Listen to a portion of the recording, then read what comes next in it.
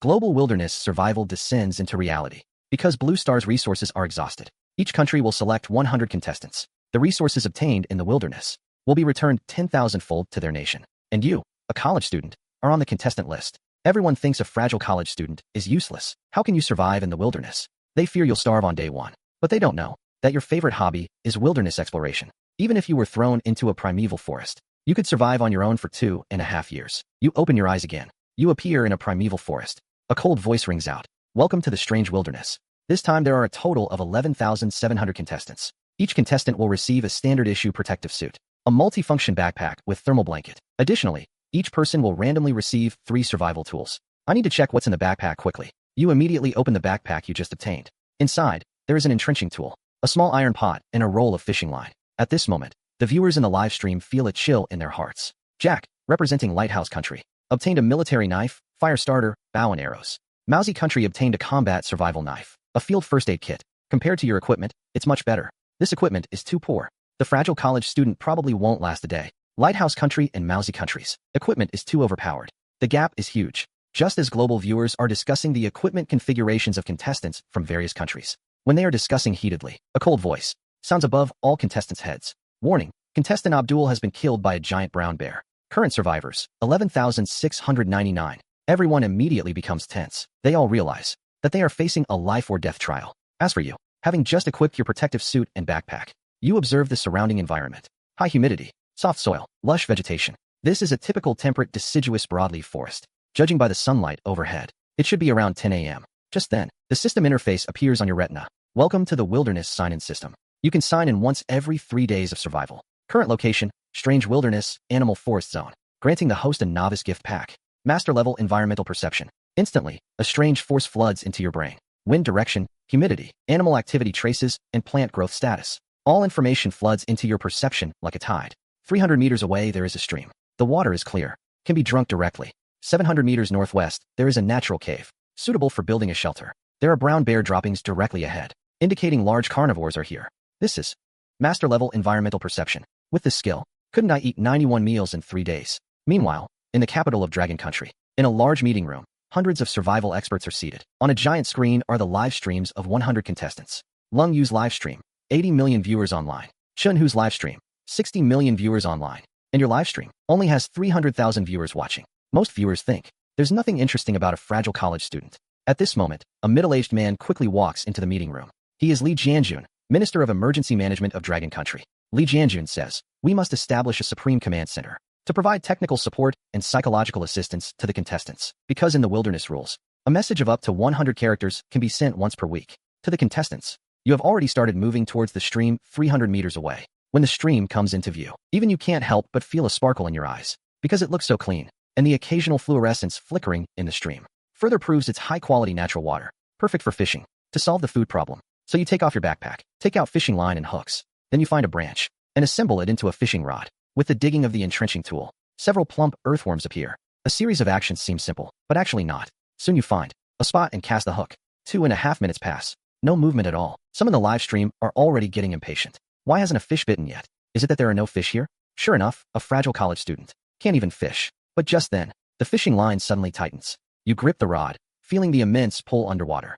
This fish must be at least 2.5 kilograms. The fish darts left and right in the water, trying to break free from the hook. But your technique is extremely skilled. You don't yank the rod hard, but guide it towards the shallow water. Finally, after 2.5 minutes, a half-meter-long carp is dragged ashore by you. Just then, the cold system sound rings out globally. First resource acquisition detected, triggering the 10,000-fold return mechanism. Dragon Country receives 10,000 wild. In the central square of Dragon Country's capital, a huge pillar of light descends from the sky, and 10,000 carp are piled into a small mountain. Each one weighs 2.5 kilograms. The live stream instantly explodes. Countless comments fly by. The viewer count also skyrockets to 300. Holy crap, it really is 10,000-fold return. Gua the God is awesome. This carp is so fat. As expected of Gua the God, a wilderness exploration enthusiast. And on your side, you don't yet know that one fish has caused a huge stir. You cast the rod again. In less than 10 minutes, the second fish bites. This time it's a fish even bigger than before. A big grass carp, yet it did not trigger the 10,000-fold return system. Immediately after, a third fish bites. But still, it does not trigger the 10,000-fold return system. Just then, the system's sound rings out again. Woku Country contestant Matsushita gets first kill. Obtains resource, poisonous mushrooms. Reward, Woko country 30,000 poisonous mushrooms. Ha ha ha. The little Japanese get their comeuppance. They deserve it. Baka. Why are they poisonous mushrooms? Matsushita got first kill. That stupid woman. Asan country contestant Raju. Obtains resource. Rotten fruits 5. Reward. Asan country 50,000 rotten fruits. Bangzi country contestant Park Duandiao. Obtains resource. Stinky fish 2. Reward. Bangzi country 20,000 stinky fish. The rewards of other countries are too ridiculous. In comparison, what the gods carp are simply godly resources. Dragon country viewers are laughing crazily. This is the gap. Just then, another system notification sounds. Dragon country contestant Lung Yu obtains resource. Wild. Reward. Dragon country 10,000 wild rabbits. On Lung Yu's side, an injured rabbit lies on the ground. Lung Yu says, little one, may you be reborn into a better life in your next life. The time has come to 3 p.m. You skillfully use the entrenching tool to clean the fish. Then you decide to set up camp near this water area. The cave you sensed earlier is a good choice. Just as you are carrying the fish and heading towards the cave, a brown bear's roar from afar, followed by the cry of a deer. So there is a brown bear nearby. You immediately stop in your tracks. Your eyes lock onto the source of the sound. You should know. The brown bear's attack power and speed are extremely terrifying. You stand still, listening to the commotion in the distance. Your heartbeat also accelerates uncontrollably, not because of fear, but because of excitement. There is a stable clean water source here. Abundant fish resources. Lush vegetation. If that cave is suitable for living and safe enough, then the one who should be afraid is that bear. In your past life, you dealt with large beasts plenty. Wolf packs, wild boars, even tigers. The key is to use the right method. Find the right moment. Use wisdom, not brute force. That way, you can easily kill these beasts. After you observed for 2.5 minutes, you still walked in the direction opposite the brown bear. Better to avoid its edge for now. Along the way, you keep bending down to pick up dry branches on the ground. 800 meters away, you walked for over 10 minutes. Not because the road was hard to walk, but because you kept observing the surroundings. Master-level environmental perception makes your brain like a precision radar, constantly collecting useful information. Finally, that stone cave appears before you. Though it's fine for shelter from wind and rain, the space is too small, not suitable for long-term living. This cave is way too small. Have to make do for now. After complaining, you put your backpack in the corner. Next step is to prepare to start a fire. You grab a big handful of fallen leaves and the branches you picked up earlier. You select 2 suitable pieces of wood. One is a fireboard, one is a drill. After preparations are ready, you hold the drill with both hands and start spinning it rapidly. Making fire by friction is a piece of cake for me. After all, I've practiced wilderness exploration for 2.5 years. After 2.5 minutes, a wisp of blue smoke slowly rises. Once the fire is lit, you start preparing dinner. You thread 3 fish onto wooden sticks, then set them over the fire to roast. 10 minutes later, 3 crispy on the outside, tender inside grilled fish are ready. At this moment, contestants from other countries are still looking for wild fruit to eat, while you not only eat grilled fish, but also have boiled a pot of hot water. Just as you are patting your belly, feeling great, master-level environmental perception suddenly sends a message. Near the cave entrance, there is a special herb. Not only can be used for tea, but also seems to have aphrodisiac effects. There's such a good thing. Quick, look for it. You put down the fish in your hand and immediately start searching nearby. Sure enough, beside a rock, there are a few slender green plants. This is dragon beard grass. In the end, you collect 10 dragon beard grass plants. Rare resource detected. Acquired. Dragon country receives 100,000 dragon beard grass. Global silence for 3 seconds. Then it explodes again. Holy shit, aphrodisiac. Really? No way. God Gua is giving all the male compatriots a gift. Thank you, God Gua. I'll try tonight.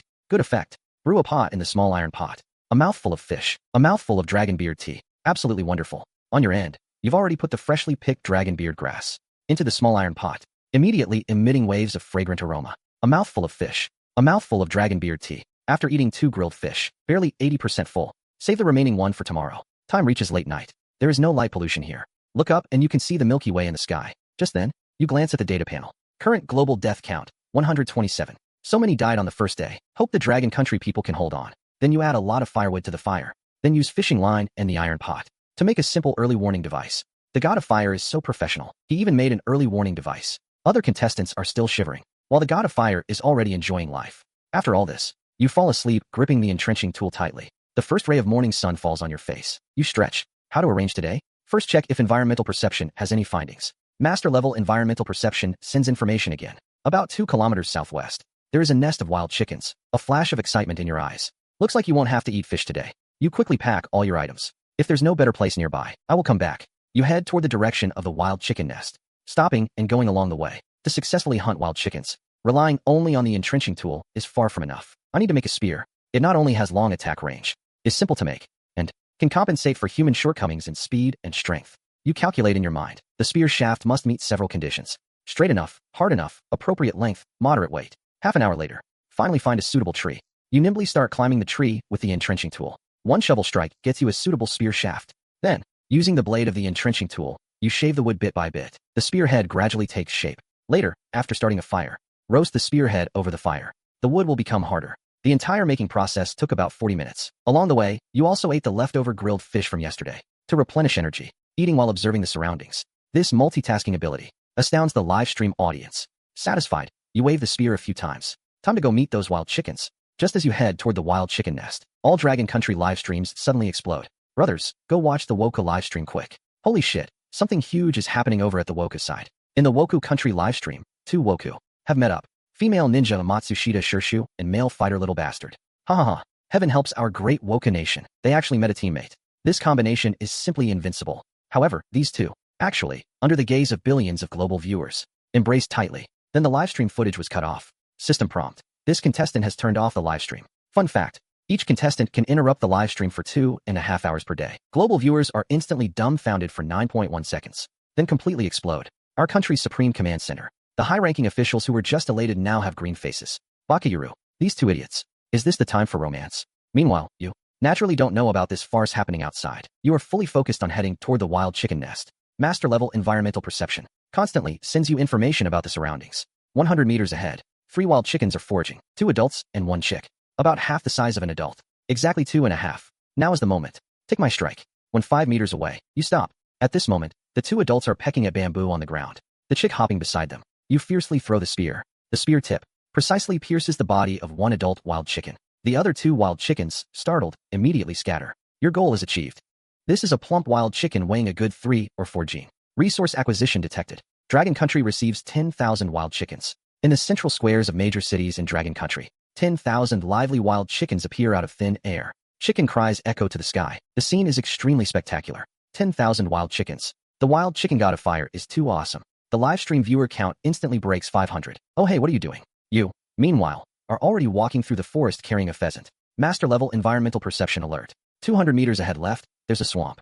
300 meters to the right, there's a small puddle. But the water is murky. Shaking your head. It seems you'll have to go back to the old spot. Return to yesterday's fishing spot. You start dressing the pheasant. These feathers can be kept for making arrows later. They can provide stability. Then you toss some inedible organs into the water. After a while, fish gather. Good for fishing too. After quickly clearing a patch of ground, you set up a campfire. Then you grill the pheasant while fishing at the same time. Maybe because of the organs used as bait. In the next half hour, you catch quite a few fish. Resource acquisition detected. Dragon Country receives 30,000 mixed freshwater fish. Viewer count instantly breaks 8 million. While eating grilled pheasant, you also clean the fish one by one, preparing to grill them all together. How satisfying. Just then, the system suddenly sends a notification. A Dragon Country contestant has obtained a resource, 50 wild kiwi fruit. Dragon Country receives a resource, 500,000 wild kiwi fruit.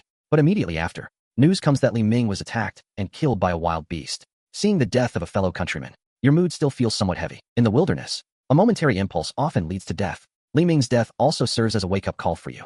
Even with the environmental perception skill, you can't let your guard down. You stop eating. After stuffing the remaining food into your backpack, you also extinguish the fire. After doing all this, you grip the entrenching tool tightly in your hand, turn around, and disappear into the dense forest. Where's Brother Gua going? He's in a bad mood, isn't he? After all, a fellow countryman just died. But Dragon Country survival expert Chinese says, he's not depressed. Quite the opposite. He is more focused now than ever. As Chinese said, your mind is clearer than ever before. I need a bow. A powerful bow. After walking about 2 or 3 kilometers, the environmental perception suddenly gives a strong signal. 300 meters ahead, a large area of high-quality bamboo grove discovered. Your footsteps suddenly stop. Light bursts in your eyes. Bamboo tubes can be used as cooking utensils. Bamboo shoots can be used as food. Suitable bamboo is excellent material for making a bow. You gradually quicken your pace. Soon, a bamboo grove appears before you. You step forward to inspect. The quality of the bamboo is good. All are excellent bamboos over 3 years old. The elasticity and toughness are top-notch. You stroke your chin, pondering, with the bow body material, what to use for the bowstring. If fishing line is used, it will probably snap after a few uses. After tearing mulberry bark into long strips, soak, beat, and sun-dry them. Then twist them into fiber rope. Twist 3 strands into one. The bowstring made this way is sturdy and durable. The vegetation in this world is highly similar to Blue Star. Since there is bamboo, there is likely also mulberry trees. After making up your mind, you swing the entrenching tool in your hand and chop down at the base of the bamboo you've had your eye on. Then the second one, the third. You are not just crafting a single bow, but also a large number of arrows and some defensive spike traps.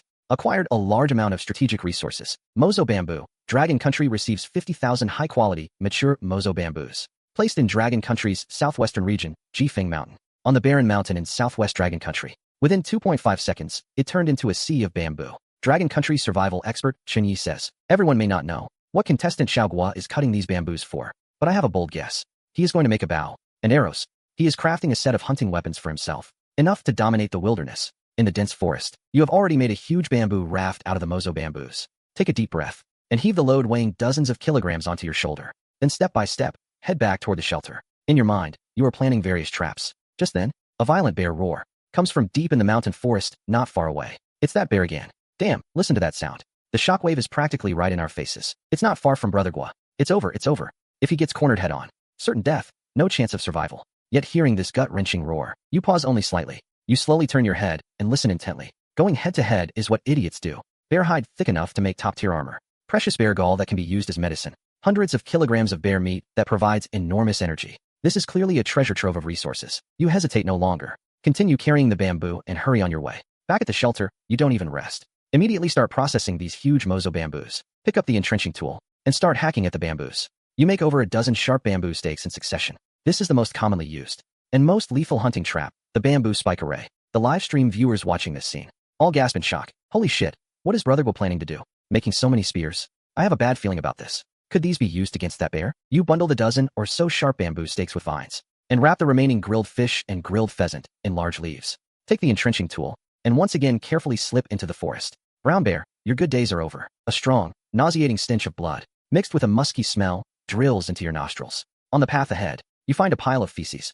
It's bear dung, and it's fresh. You carefully observe the surroundings. After confirming it's safe, you swing the entrenching tool and start digging a pit. A full 2.5 hours later, a trap about 2.5 meters in diameter and 2 meters deep is complete. Then you ram each sharp bamboo stake fiercely into the mud at the bottom of the pit. Big bear, I prepared this mansion for you. You'd better like it. Then you start picking branches and leaves as camouflage. From a distance, it looks like just a patch of ground. Who would imagine there's a deadly trap underneath? The sun gradually sets. You return to the stream, fill a pot with water, and gather some firewood. Back in the stone cave, a piece of chicken meat, a sip of tea. This sense of satisfaction makes you squint your eyes in comfort. No matter how fragrant the food, without salt to season it, it ultimately lacks soul. The heavy sweating from digging the trap during the day has made your body clearly protest. A faint soreness comes from deep in the muscles. Your spirit is not as high as the first 2 days. Must find salt tomorrow. After eating and drinking your fill, you don't rest. Instead, you continue whittling the stove. Suddenly, a low rumble of thunder comes. Then, raindrops as big as beans begin to sporadically pound the ground outside the cave. But this has nothing to do with you inside the cave.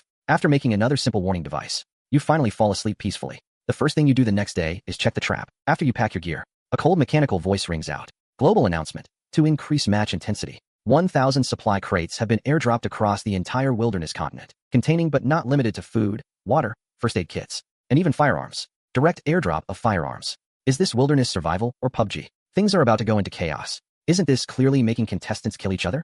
Those Lighthouse Country folks must be ecstatic. Out of their 100 contestants, at least 30 are retired Navy SEALs or Delta Force. With guns in hand, they'll just slaughter everyone. This is way too unfair for our Dragon Country contestants. All eyes are once again fixed on your livestream.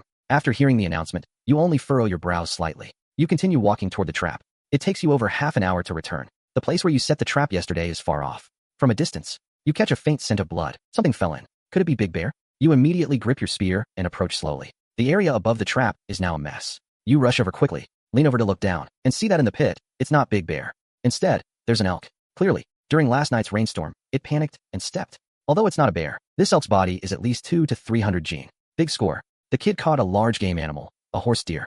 Reward, 10,000 elk. All of Dragon Country erupts. In the central square of Dragon Country's capital, one sturdy, living elk after another pours out of the light gate like dumplings. 10,000 elk thundering. A scene of utmost grandeur. The whole nation, after a brief daze, erupts in earth-shaking shouts.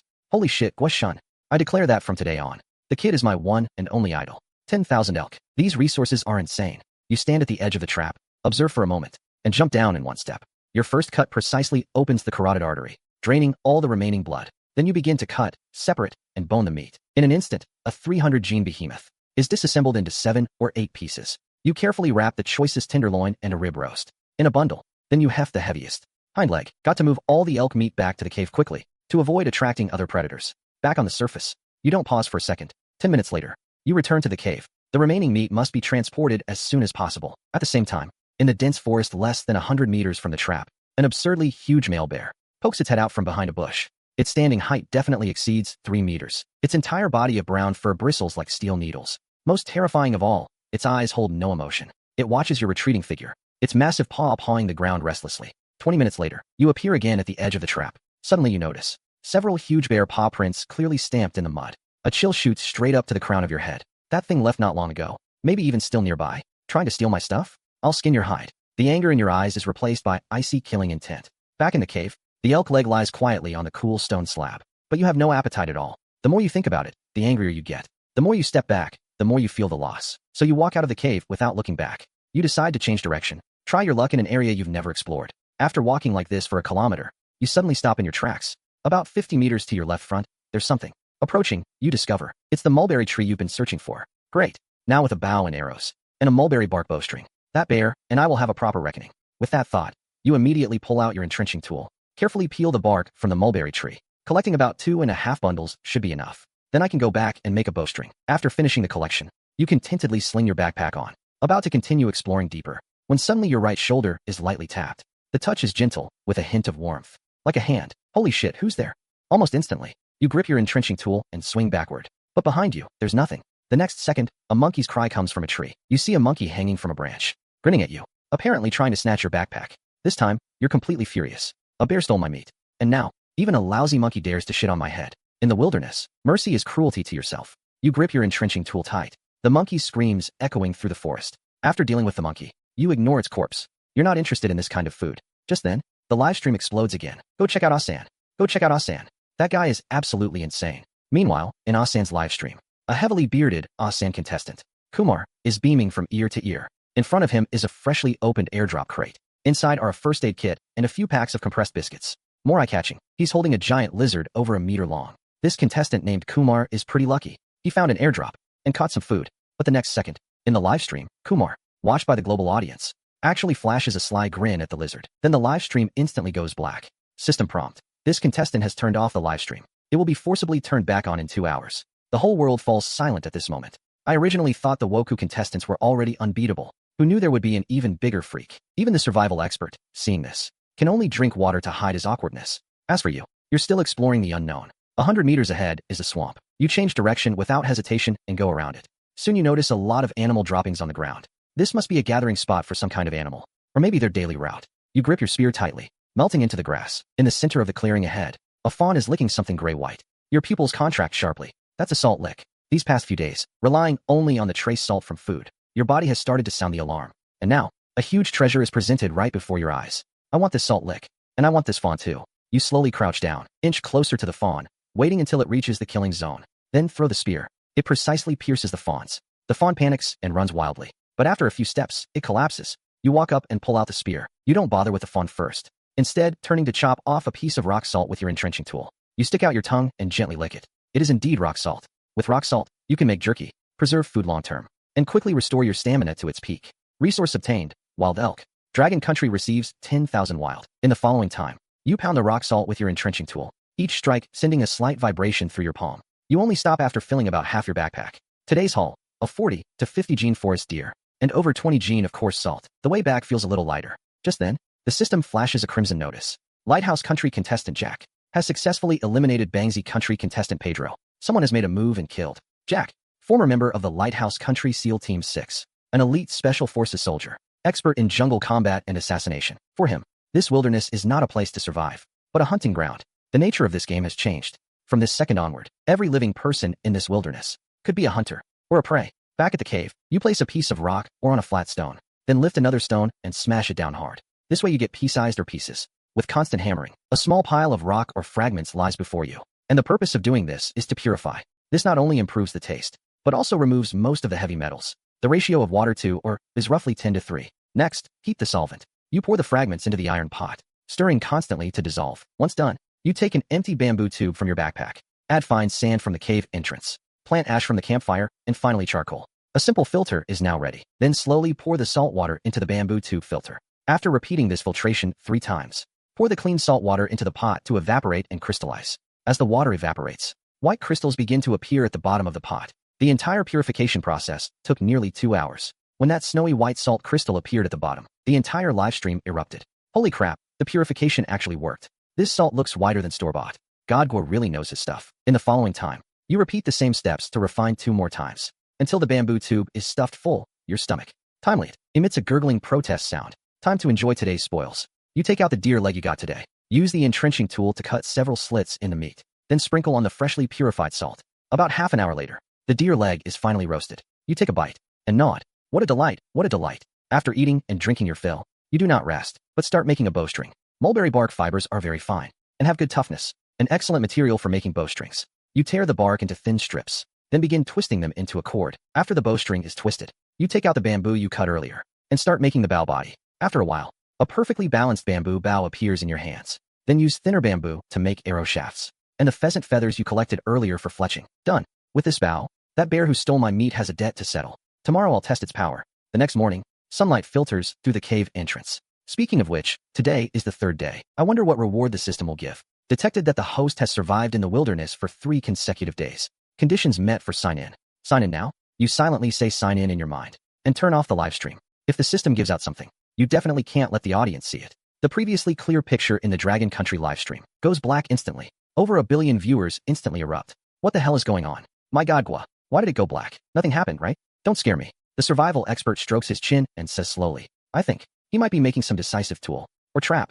Sign in successful. Reward obtained. Desert Eagle pistol. 30 rounds of ammunition. A firearm with the bow and arrows. I felt like I had entered the cold weapon era. And now with this gun, I've jumped straight into modern warfare. But how to explain this now? I can't exactly tell the audience when the stream resumes. I twisted this together from bamboo and vines, right? Airdrop for airdrop.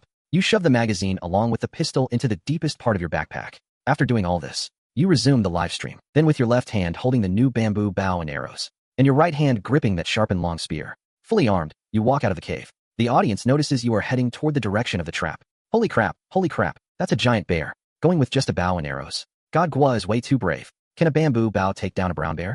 Shinya's expression also turns serious. This young contestant's choice is bold and very dangerous. Unless he hits a vital spot like the eye, the consequences would be unthinkable. But right now you are eerily calm. You come to the trap that was destroyed by the brown bear earlier. The soil at the edge of the pit is still very loose, with that huge bear paw print remaining. You don't rush into action, but start resetting the trap lines. Reinsert the sharp bamboo stakes you dug out yesterday. Use loose earth and leaves to disguise the pit flawlessly. Then throw the bloody venison onto the trap. After doing all this, you pick a tree with an excellent view and climb up. You draw the bowstring. Aim at the disguised trap below. Everything is ready. You are like the most patient hunter, blending in with the surroundings, quietly waiting for that bear to walk right into the trap. Bear, your lunch is ready. Just see if you dare to come get it. During the long wait, you don't move a muscle. To pass the boring time, you open the system interface. Lines of information refresh on the screen.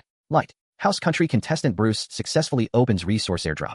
Obtains a compound crossbow and arrows. Arisen Country contestant Raj accidentally eats poisonous plant and dies. Dragon Country contestant Wong Xin discovers iron ore. A new open pit iron mine appears within Dragon Country. Right now everyone still has wooden weapons. I really need to go out and explore more. Smelting iron ore. Forging iron weapons. That's the way to long-term development. I have to deal with this bear as soon as possible. Stock up enough food. Then go find an airdrop to legitimize the pistol's origin. At the same time, in another forest area, a nimble figure moves silently through the trees. Female Special Forces Soldier Lungyu.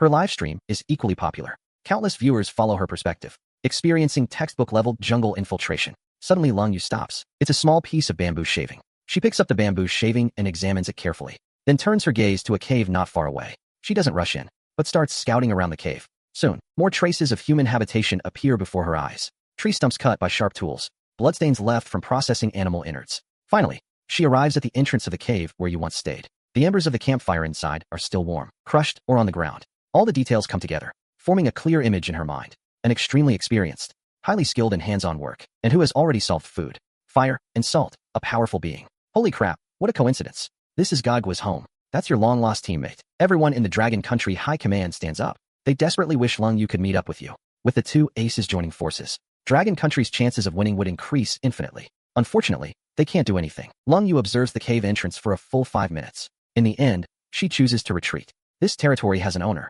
Without knowing if the other is friend or foe, rashly entering a strong person's territory is extremely dangerous behavior. He needs to find other Dragon Country compatriots in need of help.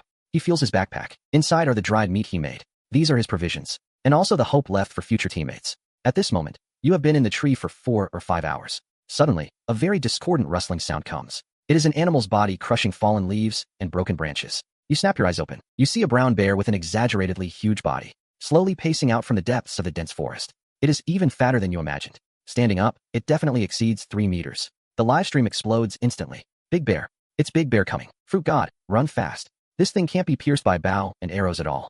Shunya's expression is unprecedentedly serious. Now we'll see if your trap can work. That giant bear approaches the trap step by step. The giant bear lowers its head and looks at the piece of venison exuding a tempting aroma. But it doesn't move. It just walks around the trap and occasionally sniffs forcefully with its nose. It seems to know this delicious meal is dangerous. Time ticks by minute. Your heart is in your throat. The arrowhead made of deer bone locks firmly onto the giant bear's eye. You are waiting for the perfect moment. Either the giant bear loses patience and steps into the trap, or it reveals an absolute opening. The giant bear walks around the trap a 3 full circles, but the next move leaves you and tens of millions of Dragon Country viewers dumbfounded. The giant bear does not lunge or test. Instead, it carefully walks to the edge of the trap, then controls its body like a human, and slowly slides down. Its massive body perfectly avoids the bamboo spikes, and the camouflage layer and venison above the trap also fall in with it. The beast actually entered the trap without any injury and got the food. Holy shit. This fucking thing is a bear. This is smarter than Big Bear and Second Bear, right? The entire Dragon Country livestream chat is completely. Everyone is shocked by the bear's intelligence. Up in the tree, the hand holding your bow has bulging veins. You have imagined countless possibilities, but you never imagined this one. The giant bear at the bottom of the pit picks up the venison and prepares to climb out of the trap. The hearts of tens of millions of viewers are in their throats. Here's the chance. Above the canopy, a cold smile curls at the corner of your mouth, just as that head emerges from the edge of the trap. With a whoosh, the arrow tears through the silence of the forest. It shoots precisely at the giant bear's forehead. But this crude bamboo bow and deerbone arrow cannot possibly pierce the giant bear's thick skull. But that huge impact force still hits its head solidly. The giant bear, feeling pain, just as it has climbed most of its body out, immediately falls back. With a series of sounds of flesh being pierced, those deadly bamboo stakes finally meet there. A heart-rending and furious roar soars into the sky, shaking the entire mountain forest with a rumbling sound. Countless birds roosting in the forest startle and fly up. Fine beads of sweat form on your forehead. You dare not relax at all. You immediately pull a second arrow from your back. As long as that bear dares to show its head again, it will be met with another round of relentless strikes. The roar of the giant brown bear inside the trap grows increasingly ferocious. Its huge paws thrash wildly at the narrow bottom of the pit. Soon, thick smoke and dust rush out from the trap opening, instantly blocking your sight. This bear is pretty smart. You hold your breath, listening carefully to the movement below. In the dust, the thrashing gradually stops, replaced by a sound of soil being scraped. It's climbing. You pull the bowstring even tighter. Suddenly, a huge black shadow slowly rises. But this time, it is facing you directly. Even with your calm temperament, you curse in your heart right now. This bear's combat intelligence has completely exceeded that of a beast. After being shot once, it immediately understood where the threat came from and quickly found the optimal countermeasure. With a whoosh, the second arrow whistles out. That sharp deerbone arrow hits the bear's back and actually makes a sound like hitting leather. Then it bounces off without a doubt. The arrow didn't even leave a mark on the fur. You know something is wrong in your heart. You reach for the third arrow, but in that brief instant, that giant bear has already climbed out of the trap with sheer force. Its eyes instantly lock onto you up in the big tree. The next second, it turns into an out-of-control heavy tank and charges straight toward the big tree. It's over. How can he escape? I can't watch anymore. Who will save Fruit God? Fruit God is definitely dead this time, right? The brown bear's impact force is terrifying. Even with all your knowledge, you can't think of, under these circumstances, any possibility for a human to survive. The giant bear's body slams violently into the ancient tree. Then comes a second impact. In the middle of the trunk, a clear crack spreads rapidly. Just 1 second before that giant tree is about to collapse. You move. You grip the hardwood spear with both hands and leap straight down toward the giant bear below. Holy shit. He's crazy. Fire God is throwing his life away. Just when everyone thought you gave up, the next second, they saw you they would never forget. Your entire body is like a human cannonball falling from the sky. Time stretches infinitely in this moment. Fear appears in the giant bear's eyes for the first time. The long spear plunges more than half its length into the giant bear's skull. The giant bear finally collapses weakly. It twitches a few times, then falls silent. Absolute silence. In the Dragon Country livestream, tens of millions of viewers are stunned for a full 10 seconds. Holy shit. What just happened? Divine technique. This is a divine technique. Fruit is truly awesome. This move is simply heaven-defying. Shunyi slams the table hard, his face flushed red. Incredible. Xiaogua is invincible. Dragon Country contestant Xiaogua successfully hunted a mutant bear. 10,000 adult bears will be added to Dragon Country. Within Dragon Country, in various primeval forests and nature reserves, one massive bear after another appears out of thin air. You are oblivious to the commotion outside. You pull out the entrenching tool from your waist. Use the tool to cut open the bear's abdomen. You find the dark green sac-like gallbladder. Wrap it in a clean large leaf and stuff it into your backpack. Then you start processing the bear hide. It is a huge task. You cut off the best forebear paws and a large piece of tenderloin. Wrap them in the processed bear hide. After doing all this, You carry the meat wrapped in bear hide on your shoulder and search nearby for a suitable open space. Just after walking a few steps, you smell a familiar scent. Green onions. Your eyes light up. Following the smell, you look over and see on a slope not far away a patch of wild green onions growing. You swallow. It's been almost 10 hours since you last ate. After going through a life-and-death struggle, your physical strength has long been pushed to its absolute limit. Seeing these green onions now, you look as if you found the greatest delicacy in the world. Wow, what luck! You quickly walk to the onion patch, and without hesitation, pull out a dozen thick green onions. With these treasures, today's bear meat feast is complete. You find a flat open space nearby, and start a fire. Place the bear tenderloin on a flat stone. Cut into thick slices with the entrenching tool. The surface of the bear meat gradually turns into an enticing caramel color. You pick up a slice of bear meat and put it into your mouth. It's simply the most delicious thing in the world. But though the bear meat is fragrant, the fat content is too high. Eating it alone gets greasy easily. So it's time for the green onion to make an entrance. You pick up the green onion, take a big bite. The spicy juice instantly fills your mouth. Then you pick up another slice of bear meat. Invincible. This combination is a match made in heaven. If only I had some liquor, it would be perfect. Once I find a suitable place to build a shelter, the brewing plan will also have to be put on the agenda. Then grilled meat with liquor is the real enjoyment of life. Just as you are immersed in the joy of delicious food, your peripheral vision catches something in the distance. A strange plume of smoke rising above the forest. Airdrop, you instantly realize. An excited glint flashing in your eyes. You quickly estimate the distance. Roughly deep in the dense forest 20 kilometers away. At your current pace, it'll probably take a day. Can't rush it. Eat first, talk later. In another wooded area closer to the airdrop point, Lung Yu also spots that plume of red smoke. As a professional special forces soldier, she knows the value of an airdrop crate better than anyone. Weapons, equipment, medical supplies, military rations. Any single item can greatly improve survival ability. Judging by the terrain, that should be a relatively open valley. Though the terrain is flat, suitable for the airdrop crate to land. It also means a lack of cover, making it easy to be exposed. Lung Yu weighs the pros and cons in her mind. The airdrop point is bound to attract a large number of contestants gathering. When that time comes, a fierce battle is inevitable. With her strength alone, the odds are not great, but she has no other choice. She must fight for more resources for her country. Lung Yu checks her equipment. Military knife, homemade bow and arrows, a few pieces of jerky, and a bottle of water. She takes a deep breath and heads toward the airdrop direction. Damn, Goddess Lung Yu saw the airdrop too. This is going to be a good show. Will Fruit God and the Goddess meet at the airdrop point? Please, let them team up. You wrap some of the bear meat in large leaves. Stuff it deep into your backpack. Too bad the backpack is too small. Most of the bear meat has to be thrown away. 100 pounds of bear on the ground. This stuff is life-saving in the wilderness, but there's no helping it. One person can't carry that much. Then you stride off toward the direction of the red smoke. On a slope closer to the airdrop point, Matsushita releases the handbrake, licks his lips. Darling, did you see that? Little brat shows a mouthful of white teeth. Of course I saw it. My little wildcat. We have to get this airdrop. The two pack up their gear and quickly advance toward the airdrop direction. Major livestream rooms around the world erupt. Damn, this is setting up for a huge free-for-all. That adulterous couple from Woka country are still flaunting their love. Disgusting. They have the advantage in numbers. The other contestants are in danger. Right now, you are moving swiftly through the dense forest. Bear meat, bearskin, plus various equipment. Total weight, at least 60 gene. You feel your shoulders starting to ache, and your pace slows down. Going on like this, when will you ever reach the airdrop point? You need to think of a way to speed up. Just then, the familiar system prompt sound rings in your mind. Special mineral detected nearby. You feel an invisible thread tugging at you, pointing toward a specific direction. You follow the guidance of that perception and advance. Before you appears a naturally formed rock face. Holy crap, a natural gold mine. In modern society, gold is hard currency. Whoa, we're rich. You immediately take out the entrenching tool. The shovel clashes against the rock, emitting clear clinking sounds. After some effort, you successfully dig out more than a dozen or samples with extremely high gold content. Dragon Country contestant young man discovers natural gold. Reward, 10,000 large-scale mines. The entire Dragon Country instantly erupts. Small hills rise up all over the country. After stowing all the gold, you put your backpack back on and head toward the airdrop point. Other contestants are surely rushing as well. You have to hurry. Yet less than half an hour later, the weather in the sky changes abruptly without warning. Dark clouds roll in, and then dense hail pours down from the sky. In a panic, you grab the iron pot, and without a second thought, plop it onto your head. But every hailstone hurts like hell when it hits you. Soon your back and arms are black and blue. This is fucking deadly. Running with the pot lid on your head, you look around for shelter. Finally, you spot a cave under a rock face not far away. What insane weather.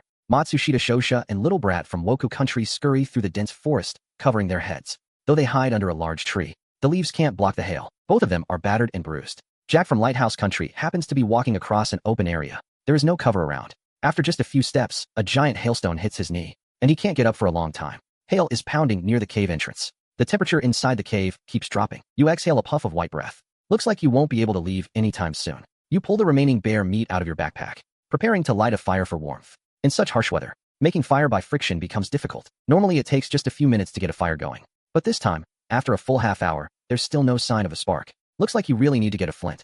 Just as you're about to rest a bit and try again, suddenly footsteps sound from outside the cave. You whip your head around to look outside. Silently, you tighten your grip on the entrenching tool. Through the dense curtain of hail, you vaguely make out a figure approaching your direction. The figure gradually becomes clear in the hail. It's a man of medium build, carrying a bulging backpack. Which country is this contestant from? The man stops 3 meters from the cave entrance. When he sees you on full alert, he shows extreme panic. I mean no harm. He hastily raises both hands high. Damn, this guy isn't going to jump me, is he? When the man sees you don't attack immediately, he relaxes a little. He slowly pushes his backpack toward you. This is all my equipment. I just want to take shelter from the hail, and I'm willing to share my tools. You don't let your guard down. In this environment, any stranger could be an enemy, but you are indeed curious about that backpack. The backpack is very full. It holds a lot of stuff. The man seems to notice your hesitation. He points at the scattered firewood near the cave entrance, then points at the backpack he just pushed over. Fire. Your eyes light up. This guy means there are fire starting tools in the backpack. You step back 10 paces first. You point the entrenching tool toward the distance. The man immediately complies. Backing up honestly 10 steps, you open the backpack to check. Inside are some compressed biscuits and canned food. Below that are ropes, a knife, and other standard gear. But what excites you most is a flint at the bottom of the backpack. Then you look up at the mixed race man. He still keeps his hands up. What's your name? Dupont Pierre. Haven't you found anyone from your own country either? Yeah, it's been just me all along. I've been unlucky. I got lost for 3 days before finding this place. Most countries' contestants form temporary teams. It's normal for each to flee on their own when danger comes. What do you want? What do you want? Pierre hesitated for a moment, then pointed at the cave. I want to take shelter from the rain with you. You can, but there are a few conditions. A flicker of surprise flashes in Pierre's eyes. What conditions? First, you do whatever I say. Second, don't ask me any personal questions. Third, if we encounter danger, each fends for himself. I don't mind a temporary alliance, but don't expect any friendship. Apart from yourself, no one can be fully trusted. Pierre nods repeatedly, then quickly shoulders his backpack and rushes into the cave. You start a fire. First, you dig a small pit in the ground with the entrenching tool, then gather dry stones inside the cave and arrange them in a circle. Pierre voluntarily hands over a fire starter and some dry grass. You take the fire starter.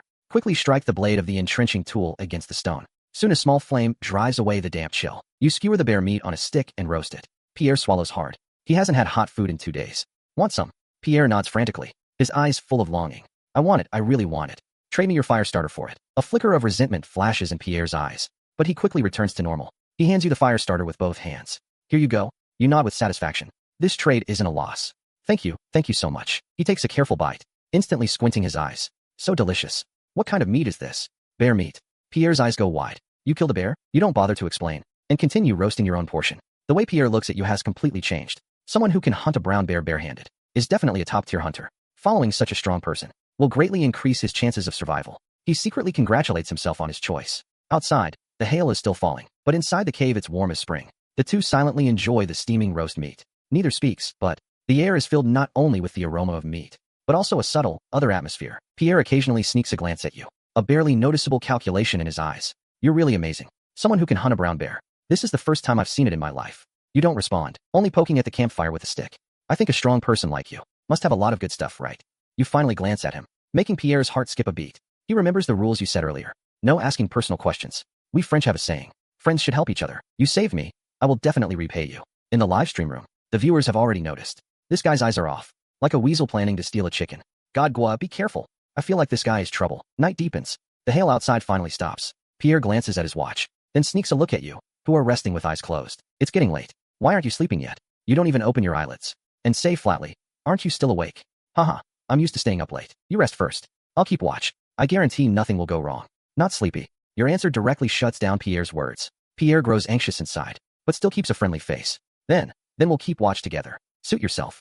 Time ticks by. Pierre becomes more and more agitated. Excuse me. I need to step out to relieve myself. A faint, icy smile curls at the corner of your mouth. Going to the toilet requires bringing all your belongings. Whatever.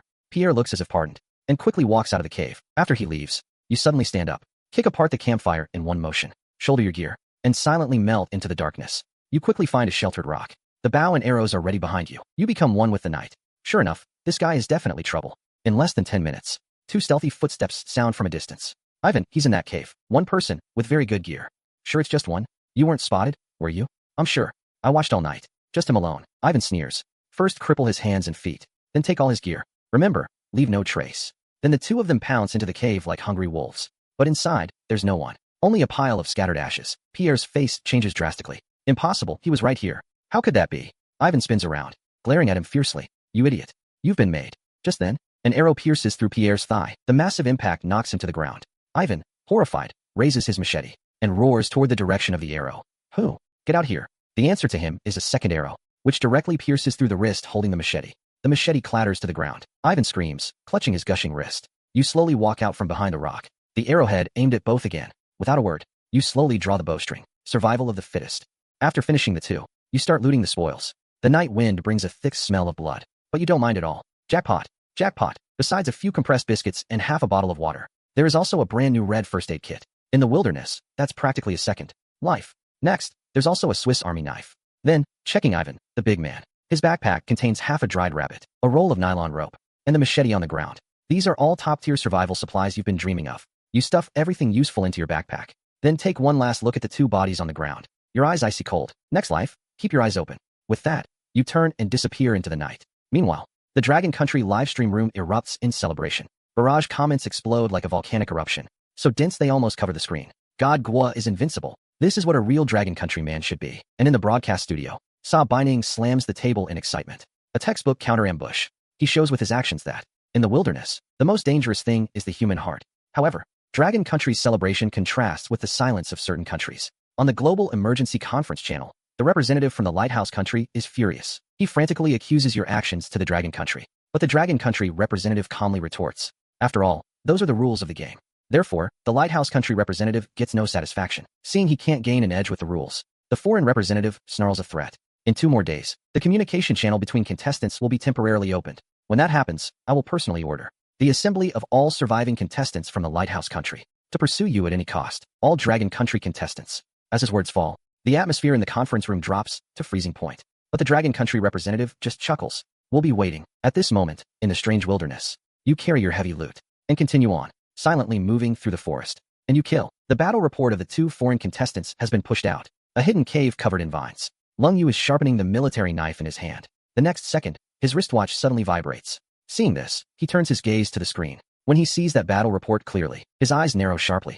Another job well done by Xiaogua. As the words fall, Lung Yu grinds even harder. He knows he cannot afford to fall behind. At the same time, the other Dragon Country contestants also see this message. In their hearts, a strong sense of pride and hope wells up. Soon after, a hint of dawn spreads across the eastern horizon. You stand up, dust off your clothes, then sling the heavy backpack over your shoulder. Next, you begin to identify the direction, then continue walking towards the red smoke column. Your eyes shine with determination. After several hours of high-intensity marching, your legs feel as if they are being dragged. Every step is unbearably sore, and they even start to tremble slightly. So you decide to stop and rest and replenish your energy. Relying on your master-level environmental perception, you quickly head towards the direction with higher humidity. Soon, the sound of flowing water reaches you. You immediately push aside the bushes ahead, and a small stream appears before you. The stream water is not particularly clear, carrying fine sand and dead leaves. But in this desperate situation, it is undoubtedly the source of life. Now you take off your heavy backpack, then pull out the machete from inside. You walk to the stream, choose a tree as thick as a bowl, then take a deep breath, and swing the machete fiercely. The blade cuts nearly halfway into the trunk. Seeing this, you can't help but let out a low shout. As you keep chopping, in less than 2 minutes, the small tree falls with a sound. You plan to break it down into a pile of firewood, then take out the fire starter. Using the back of the knife against the black flint strip, you scrape it hard. A cluster of sparks burst out, landing precisely on the dry tinder you prepared. The next second, blue smoke rises, and a flame suddenly flares up. Soon a warm campfire blazes. All the fatigue and chill in your body are dispelled. Having fire feels so good. Having said that, you use the entrenching tool to dig a simple filtration pit by the stream, and layer it with sand, gravel, and plant ash in turn. You scoop up the muddy stream water and filter it, then pour it into the iron pot, setting it over the fire. While waiting for the water to boil, you take out the half-dried rabbit. The rabbit meat is as dry as a piece of wood, but in your eyes, it is top-notch delicacy. Bear meat is too greasy to eat much, so some rabbit meat is also good. Thinking this, you pull out your Swiss Army knife. Easily cut the rabbit meat into small pieces and skewer them on branches, roasting them over the campfire. Soon, the high heat forces out the fat, and a rich meaty aroma spreads through the forest. In the Dragon Country livestream room, countless viewers are drawn by this tempting scene. Inside the broadcast studio, Sa Baining can't help but swallow his saliva. And beside him, Chen also looks serious. Xiaogua's method of treating water is the most classic and effective filtration method. This is a sign of extremely rich wilderness survival experience. To the west, you drink the boiled water, while eating the roasted rabbit meat, crispy outside and tender inside. The fatigue from being awake all night is slowly dispelled.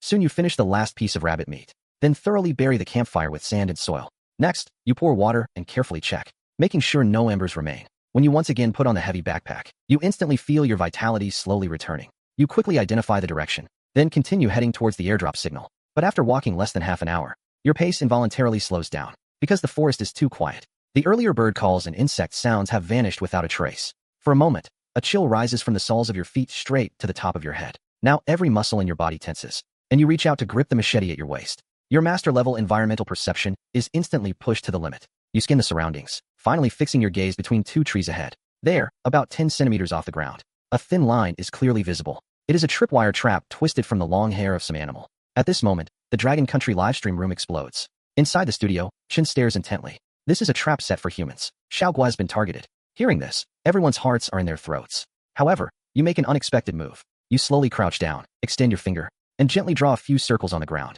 After a moment, in your mind, you construct a three-dimensional attack map, analyzing after the trap is triggered, where attacks might come from. Soon, your eyes land on two excellent ambush points not far away, and a cold smirk curls at the corner of your mouth. Afterwards, you silently step back 2 paces, and in the next second, your figure disappears, melting into the shadows. At the same time, you take out your self-made longbow, and knock an ancient arrow onto the bowstring. Now, 2 Wokou country contestants are crouching at the ambush point. Little Bastard stares at the spot where you disappeared, frowning. Did that guy notice something? After speaking, the voice of Matsushita Shosha comes from the side. That tripwire trap was made using ancient Wokou methods. There's no way he could have found it. Be patient. Wait for him to trigger the trap. Hearing this, Little Bastard relaxes. He licks his dry lips, his eyes full of greed. But time ticks by, and the trap area remains still. Their patience quickly wears thin. Just then, a soft sound comes from a nearby bush. Little Bastard shudders, and quickly aims his crossbow at the source. A wild rabbit emerges from the bush, then quickly runs to the other side. Little Bastard, seeing this, breathes a long sigh of relief. Unexpectedly, a dark shadow suddenly shoots from not far away. An arrow precisely pierces Little Bastard's wrist. The next second, a miserable scream echoes through the forest. Seeing this, Matsushita Shosha quickly rolls out of the way. He raises his knife and warily scans the surroundings. At this moment, you carry the longbow, walking calmly and unhurriedly, your eyes peaceful, as if looking at 2 corpses. In an instant, an overwhelming pressure makes Matsushita Shosha's breath catch. Who the hell are you? But you don't answer. You just slowly raise your bow, aiming at Matsushita Shosha. Matsushita Shosha, seeing this, flicks his wrist sharply, and 3 sharp stones fly from his hand, shooting toward you. At the same time, Matsushita Shosha raises his short knife and quickly closes in on you. However, your reaction is faster. With just a slight sidestep, you dodge the 3 stones. Then in an instant, you pull the bowstring to its full draw and release an arrow. Seeing this, Matsushita Shosha quickly dodges to one side. Unexpectedly, the arrow flies straight toward the immobilized Little Bastard. He has no time to react, and is pierced through the head by the ancient arrow. Seeing this, Matsushita Shosha's mind is shaken, but you are already charging at him with the entrenching tool. Matsushita Shosha hurriedly raises his short knife to defend. The entrenching tool and short knife clash, sparks flying. The next second, a tremendous force transmits through the blade, and Matsushita Shosha's web of his hand instantly splits open, blood seeping out. He is knocked back 2 steps by the brute force. Before steadying himself, his eyes are full of shock. Is this Dragon Country contestant a monster? But you strike without mercy, swinging the entrenching tool at him repeatedly. Now Matsushita releases the handbrake, clenching his teeth and hurriedly raising his hand to block the attack. In an instant, a sharp pain of bone fracture shoots through. Matsushita releases the handbrake, and his whole body flies backward, crashing into a tree. Then you follow like a shadow, raising the entrenching tool. You aim at his head and bring it down hard. About a kilometer away, Lung Yu hears the scream and stops. She immediately identifies the direction of the sound. But Lung Yu does not rush forward. Instead, she suppresses all her presence and moves toward the source of the sound. Before long, Lung Yu arrives behind a giant banyan tree. Just as she is about to observe the situation ahead, suddenly, an arrow, pitch black in color, shoots from behind. Lung Yu instinctively rolls to the side, but the arrow still buries deep into her thigh. An excruciating pain explodes instantly. Lung Yu lets out a muffled groan. Blood quickly stains her combat pants. She endures the severe pain, immediately rolls into the dense bushes, then pulls out her knife, staring at the direction the arrow came from. Soon, footsteps sound. A tall white man steps out with a grin. Little kitten of Dragon Country, your reflexes are fast. Too bad you're still a bit slow. Behind him follow 2 burly men. The 3 are Lighthouse Country contestants. The white man does not rush in. Instead, he looks coldly at the blood on the ground. Let's have some fun with you, he says. The 3 tacitly spread out, forming a standard tactical triangular search formation. Then they slowly surround the area where Lung Yu is hiding. On the other side, in the dense forest, you are looting the equipment of the Wokou Country contestants. At this moment, 2 global announcements ring out. Dragon Country contestant Xiaoguo eliminates Wokou Country contestant Matsushita, first kill. Dragon Country contestant Xiaoguo eliminates Wokou Country contestant Zaibazizi. The Dragon Country livestream explodes from this. Meanwhile, the Wokou Country livestream falls into dead silence. You recover all usable arrows, and from the 2 bodies, You scavenge a short knife and half a canteen of water. Then, without looking back, you head toward the airdrop. Half an hour later, you finally reach your destination. A huge metal box lies quietly in the clearing. You do not immediately approach. Instead, you cautiously scan the surroundings, confirming there is no ambush. Then you calmly utter 2 words, live stream off. The next second, the watch's light instantly dims. Simultaneously, billions of screens worldwide go black. Why did Godgwa turn off the live stream? It seems he knows what's inside the box. You ignore the noise from outside, slowly prying open the metal box. Inside the box are several sealed bags of, respectively, high-yield cold-resistant potatoes, fast-growing drought-resistant corn, high-protein soybeans. In addition, there is also a more refined military first aid kit, a multifunction axe pliers, and a palm-sized solar charging panel. Seeing this, your eyes light up. Seeds that can stably produce food are worth far more than any weapon. With that thought, you quickly store the items in your backpack. Then, you take out an M1911 pistol and 2 magazines from the backpack and place them into the now empty metal box. After doing all this, you are about to restart the live stream. Just then, your body suddenly feels an intense. Many people are approaching. Then your eyes sharpen, instantly dodging. You hide behind a giant tree. Soon, footsteps and voices come from the forest. 3 Lighthouse Country contestants appear in the clearing, and between them, they are holding someone captive. It is the injured Lung Yu, led by the Lighthouse Country contestant. Kane glances at the airdrop, then sneers and says, "Come out, friend of Dragon Country. I know you're here. If you don't want anything to happen to your companion, hand over the contents of the airdrop obediently." As his voice falls, you do not move. Instead, you quickly analyze the situation. 3 enemies, fully armed, holding compound crossbows and recurve bows, and a strong man holding a cleaver axe. But on my side, Lung Yu has already lost combat capability. Direct confrontation has little chance of success. Seeing no response, Kane loses patience. He signals to the strong man. The strong man grins viciously, then places the cleaver axe against Lung Yu's neck. Seeing this, you slowly step out from behind the tree, raising both hands. A trace of nervousness on your face. Don't hurt her. Everything is in the box. You can take it. Kane hears this and smiles contentedly. That's more like it. Open the airdrop. Let me see what you got. Treasure, let me have a look. You slowly walk toward the metal box, then squat in front of it, pretending to struggle with the lid. But your hand has already reached into the box. Kane doesn't notice. Instead, he urges impatiently, "Hurry up." You reply softly, "Almost done." The next second, you spin around with the pistol raised, and quickly pull the trigger. 2 gunshots ring out in the forest. The 2 men behind Kane fall to the ground. Now Kane's face is full of terror. He never dreamed that you actually had a gun. Kane instinctively raises his compound crossbow to counterattack. But you are faster. Pulling the trigger, 2 shots are fired.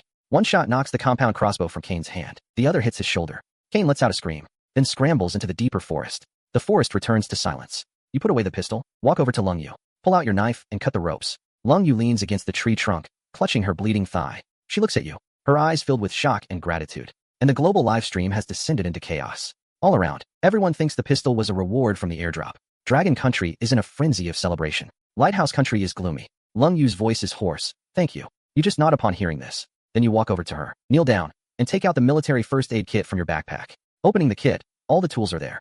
You pick up the surgical scissors, slowly cut the fabric around Lung Yu's wound, and firmly press your left hand on her thigh. Then your right hand grips the arrow shaft, and with a sharp push, the arrow is instantly pulled out, but blood immediately gushes out. Lung Yu clenches her teeth, cold sweat beating on her forehead. Your expression remains unchanged. You quickly disinfect the wound, then take out needle and thread to begin suturing. Every move you make is textbook level. Seeing this, Lung Yu can't help but ask, "Who exactly are you?" You don't look up, focused on your work. "Dragon Country contestant, Xiaogua. My info is on the watch." Lung Yu hears this, and asks no further. She can tell you don't want to answer. Soon the wound is stitched up. Lung Yu says solemnly, "I owe you one." You pack up the first aid kit. Stand up. You're alive. That means one more hope for Dragon Country. Right now we are just 2 numbers on Dragon Country's survivor list. With that, you quickly begin cleaning up the battlefield. You acquire a tactical vest, a compound crossbow, and a full quiver of carbon fiber arrows. After packing everything, you reach out your hand to Lung Yu. He will come back with more people soon. We have to leave here immediately. Upon hearing this, Lung Yu immediately grabs your hand, steadying herself with your help. Where are we going? Find a new shelter. Gather all Dragon Country contestants. A new home where they can settle safely. As you finish speaking, your gaze turns to the distant mountain range. Now, deep in the dense forest, Kane is running frantically. The sharp pain in his shoulder nearly makes him faint, but he doesn't dare stop. Kane's mind keeps replaying the scene just now. Fear instantly grips his heart, but then comes humiliation and anger. Kane grits his teeth and says, "Xiaogua, I swear I'll make you pay 1,000-fold." With that, Kane quickens his pace. He has to bring this intelligence back, then gather Lighthouse Country's strength to tear you apart. The wind through the forest carries a hint of chill. You are supporting Lung Yu as you move deeper into the mountains. The trees around you grow denser, and the light grows dimmer. You carry all of Lung Yu's weight, while constantly using master-level environmental perception to scan the surroundings. Soon, the sky darkens. You stop under a giant ancient tree. We'll spend the night here. With that, you start unloading your gear. First, you spread the huge bearskin on the ground to insulate against moisture. Then you pull out various weapons from your backpack, cloud gathering, and finally an array of supplies. Lung Yu stares at the pile, dumbfounded. He considers himself the strongest Dragon Country contestant. Yet in front of you, it feels like a wilderness playhouse. Now you organize everything by category. Weapons are placed at the closest reach, and the rest is packed into 3 backpacks, ready to move at any time. After finishing all this, you pick up the mess tin and 2 water bottles, and hand Lung Yu the fire starter and a knife. Make a fire here. Keep warm. I'll go get some water, and find some food while I'm at it. Your wound needs clean water to wash. Stay alert. Lung Yu takes the items and nods. You turn and disappear into the dim woods. After leaving camp, you don't go far. Instead, you use master-level environmental perception to observe the surroundings. Soon you catch a faint sound of flowing water to the west. You immediately head west with the pot and water bottle. About 10 minutes later, a clear stream appears before you. You squat down, cup some water, confirm it has no odd smell, then fill the water bottle. At that moment, a buzzing sound catches your attention. You follow the source of the sound and see a beehive hanging from a tree. Your heart skips a beat. Honey can provide a lot of sugar. You quickly scan the area, your eyes locking onto clumps of mugwort and dry twigs. A plan instantly forms in your mind. You walk to the mugwort, pick the leaves, then collect a number of dry twigs. Returning, you take out the fire starter. With a crisp click, the spark lands precisely on the twigs. In an instant, flames leap up. You wait until the twigs burn down to red embers, then cover them with mugwort. After a moment, thick white smoke billows up. You quickly tear off several broad leaves to wrap the mugwort, leaving only a small opening for the smoke. Inside the dragonfruit studio, Chinyu pushes up his glasses. The mugwort smoke fumigation method is very effective, but the smoke density and timing, even the wind direction, if any step is wrong, it won't work. Xiaoguo actually used the simplest materials to perfectly replicate this technique. On the screen, you are already holding a smoke torch, approaching the beehive. Thick smoke drifts upward. Inside the beehive, chaos erupts instantly. Countless wild bees swarm out of the hive, plunging into the thick smoke. They fall to the ground, powerless, like drunks. Your expression remains unchanged, still patiently fumigating at a steady pace. 5 minutes later, the buzzing from the hive has completely ceased, and the golden honeycomb is exposed to the air. Seeing this, you immediately draw your knife and precisely cut off a large piece of honeycomb. Then you carefully place it into the mess tin. At that moment, strange cold text appears before your eyes. Detected, contestant Xiaoguo has obtained a rare resource. Wild honey triggers 10,000-fold quantity return. Reward is being distributed. The prompt flashes past. You don't get distracted, but pack everything up, turn, and prepare to leave. Just then, you suddenly tense up. A murderous intent emanates from a nearby bush. A pair of eyes, through the leaves, lock onto your back.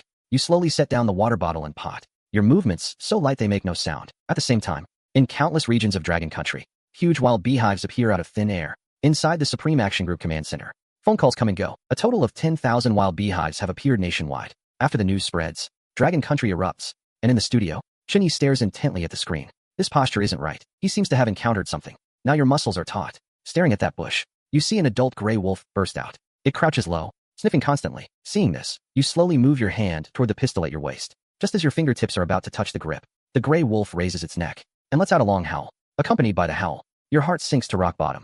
You know this gray wolf is calling its pack. With that, you quickly draw your pistol. A gunshot echoes through the night. The next second, the gray wolf's brain is pierced by the bullet. Its massive body crashes heavily to the ground. But it's still too late. Now, wolf howls sound continuously from afar. The sounds grow closer, more and more frequent. You look at the gray wolf's corpse, a pang of regret. Then grit your teeth, grab the mess tin and water bottle, and sprint back toward camp without looking back. Now time is life. You must break out with Lung Yu before the wolf pack surrounds you. On the other side, Lung Yu has already heard the gunshot and howls. He jumps up from beside the campfire, gripping his spear tightly in his right hand. Though the sword wound on his thigh still stings, Lung Yu still enters battle mode. He knows better than anyone the consequences of being hunted by a wolf pack. A trace of determination flashes across Lung Yu's face. If I can't escape, I absolutely must not become Xiaoguo's burden. With that, he immediately stuffs the supplies into his backpack, then pulls out his knife, ready. At that moment, hurried footsteps come from the forest. Lung Yu instantly assumes a combat stance. But a moment later, your figure bursts out of the woods. At least 7 wolves are heading our way.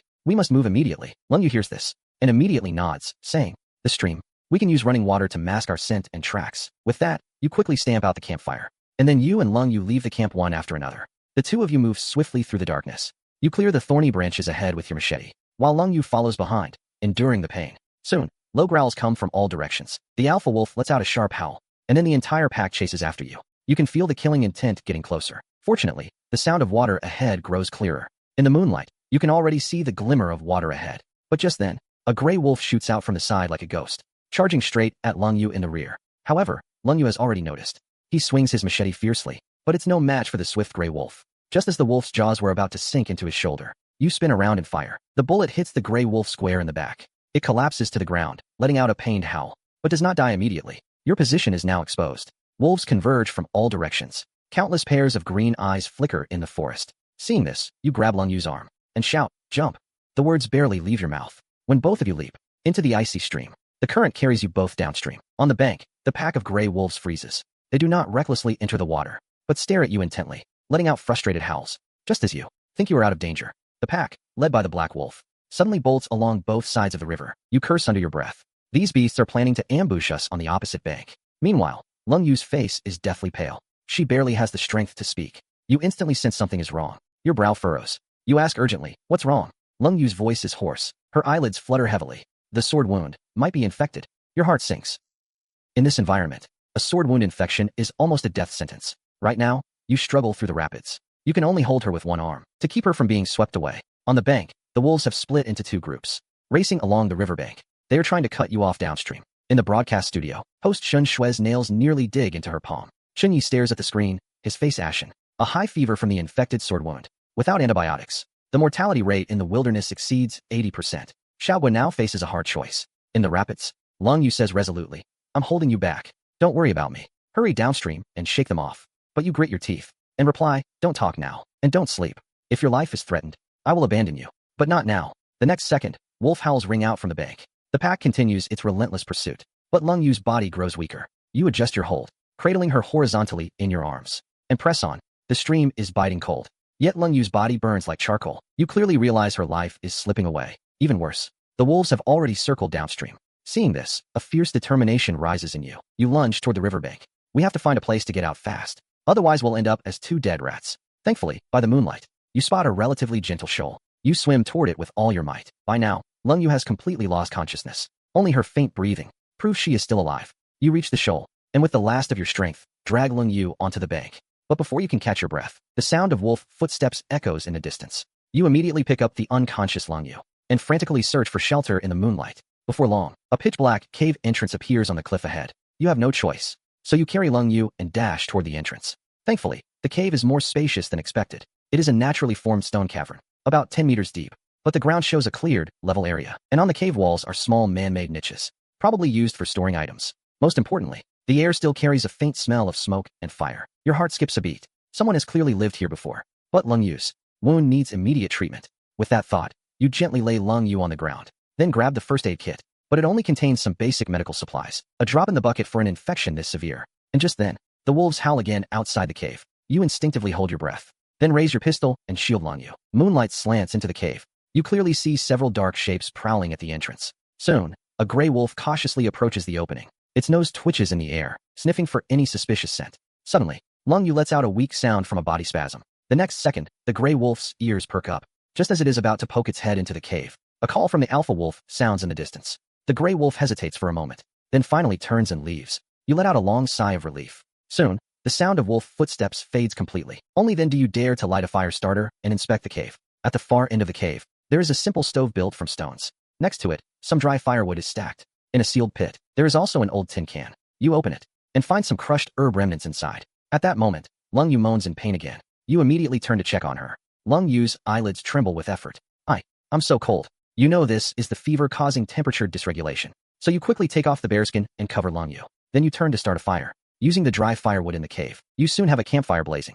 Before long, the heat drives away the cave's cold dampness. You begin treating Lung Yu's wound. The area around the wound is severely swollen and red, with yellow-green pus oozing out. First, you wash the wound with water. Then use a wet cloth to physically cool Lung Yu down. After doing all this, you set the pot over the fire and take out bear meat to make hot soup. Now, your soaked clothes slowly dry in the heat. You feel a long-lost warmth enveloping your body. Your tense muscles and nerves finally relax. While waiting for the meat soup to cook, you use your knife to slice some bear meat. Then you skewer the slices on wooden sticks and set them over the fire. Next, you take honey from your pack and drizzle it over the meat. Soon the cave fills with the aroma of roasted meat and honey. Lung Yu lies quietly on the bearskin.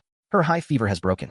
Her breathing has steadied. Seeing this, a wave of relief washes over you. She made it through after all. You cut off a small piece of roasted meat with your knife tip, blow on it to cool it, then pop it into your mouth. The honey-glazed juices burst on your tongue. Chewing, you think about tomorrow. The daily sign-in should be available, right? According to the system's pattern, you should get a new reward tomorrow. Wonder what it will be this time. You enjoy a moment of peace in the warm cave. Little do you know, a storm is brewing that will engulf Dragon Country. Right now, countless eyes are fixed on the flickering data in the live stream. Time until communication enable, 5 hours 12 minutes. Inside the Lighthouse Country Combat Command Center, several senior officials are discussing strategy. After communication opens, notify all contestants, regardless of location, to immediately assemble in the Central Mountains.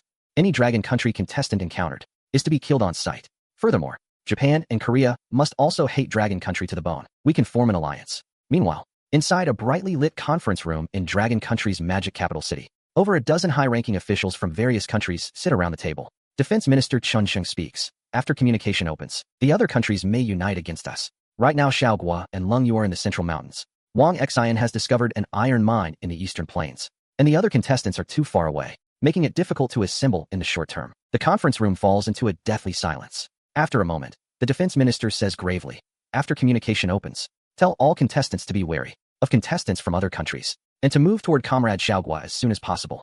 Gather together. If attacked, do not show mercy. The first rays of morning light shine into the cave entrance. You haven't slept all night. You stand up. Seeing Leng Yu still resting, you decide to explore outside the cave. The wolf pack outside is now long gone, but not far away. A dark patch of bloodstains remains on the ground. Seeing this, you follow the trail of blood. You spot a torn backpack lying on the ground. You immediately realize, it seems some unlucky person yesterday diverted the wolf pack's attention for us.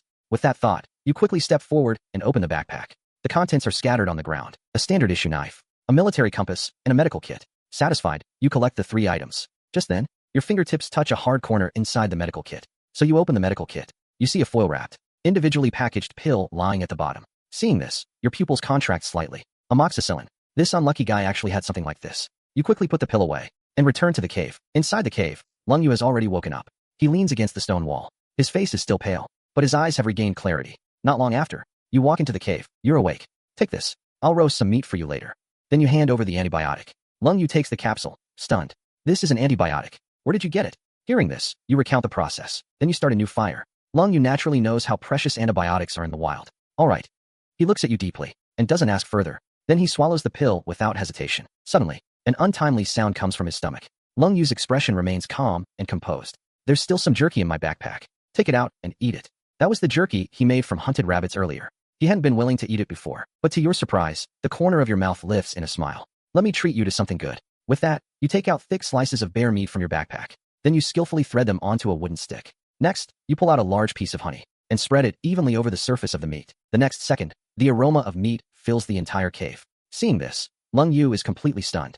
You actually have bear meat and honey? Lise doesn't turn his head. His tone is relaxed. A few days ago, I happened to kill a bear, and also happened to dig out a beehive. Just then, both of their watches vibrate slightly at the same time. A message with a huge amount of information arrives. It is precisely the order from the Dragon Country team contestants. After reading it, Leng Yu's face instantly turns extremely grim. He clenches his fist fiercely. Looks like we've become targets.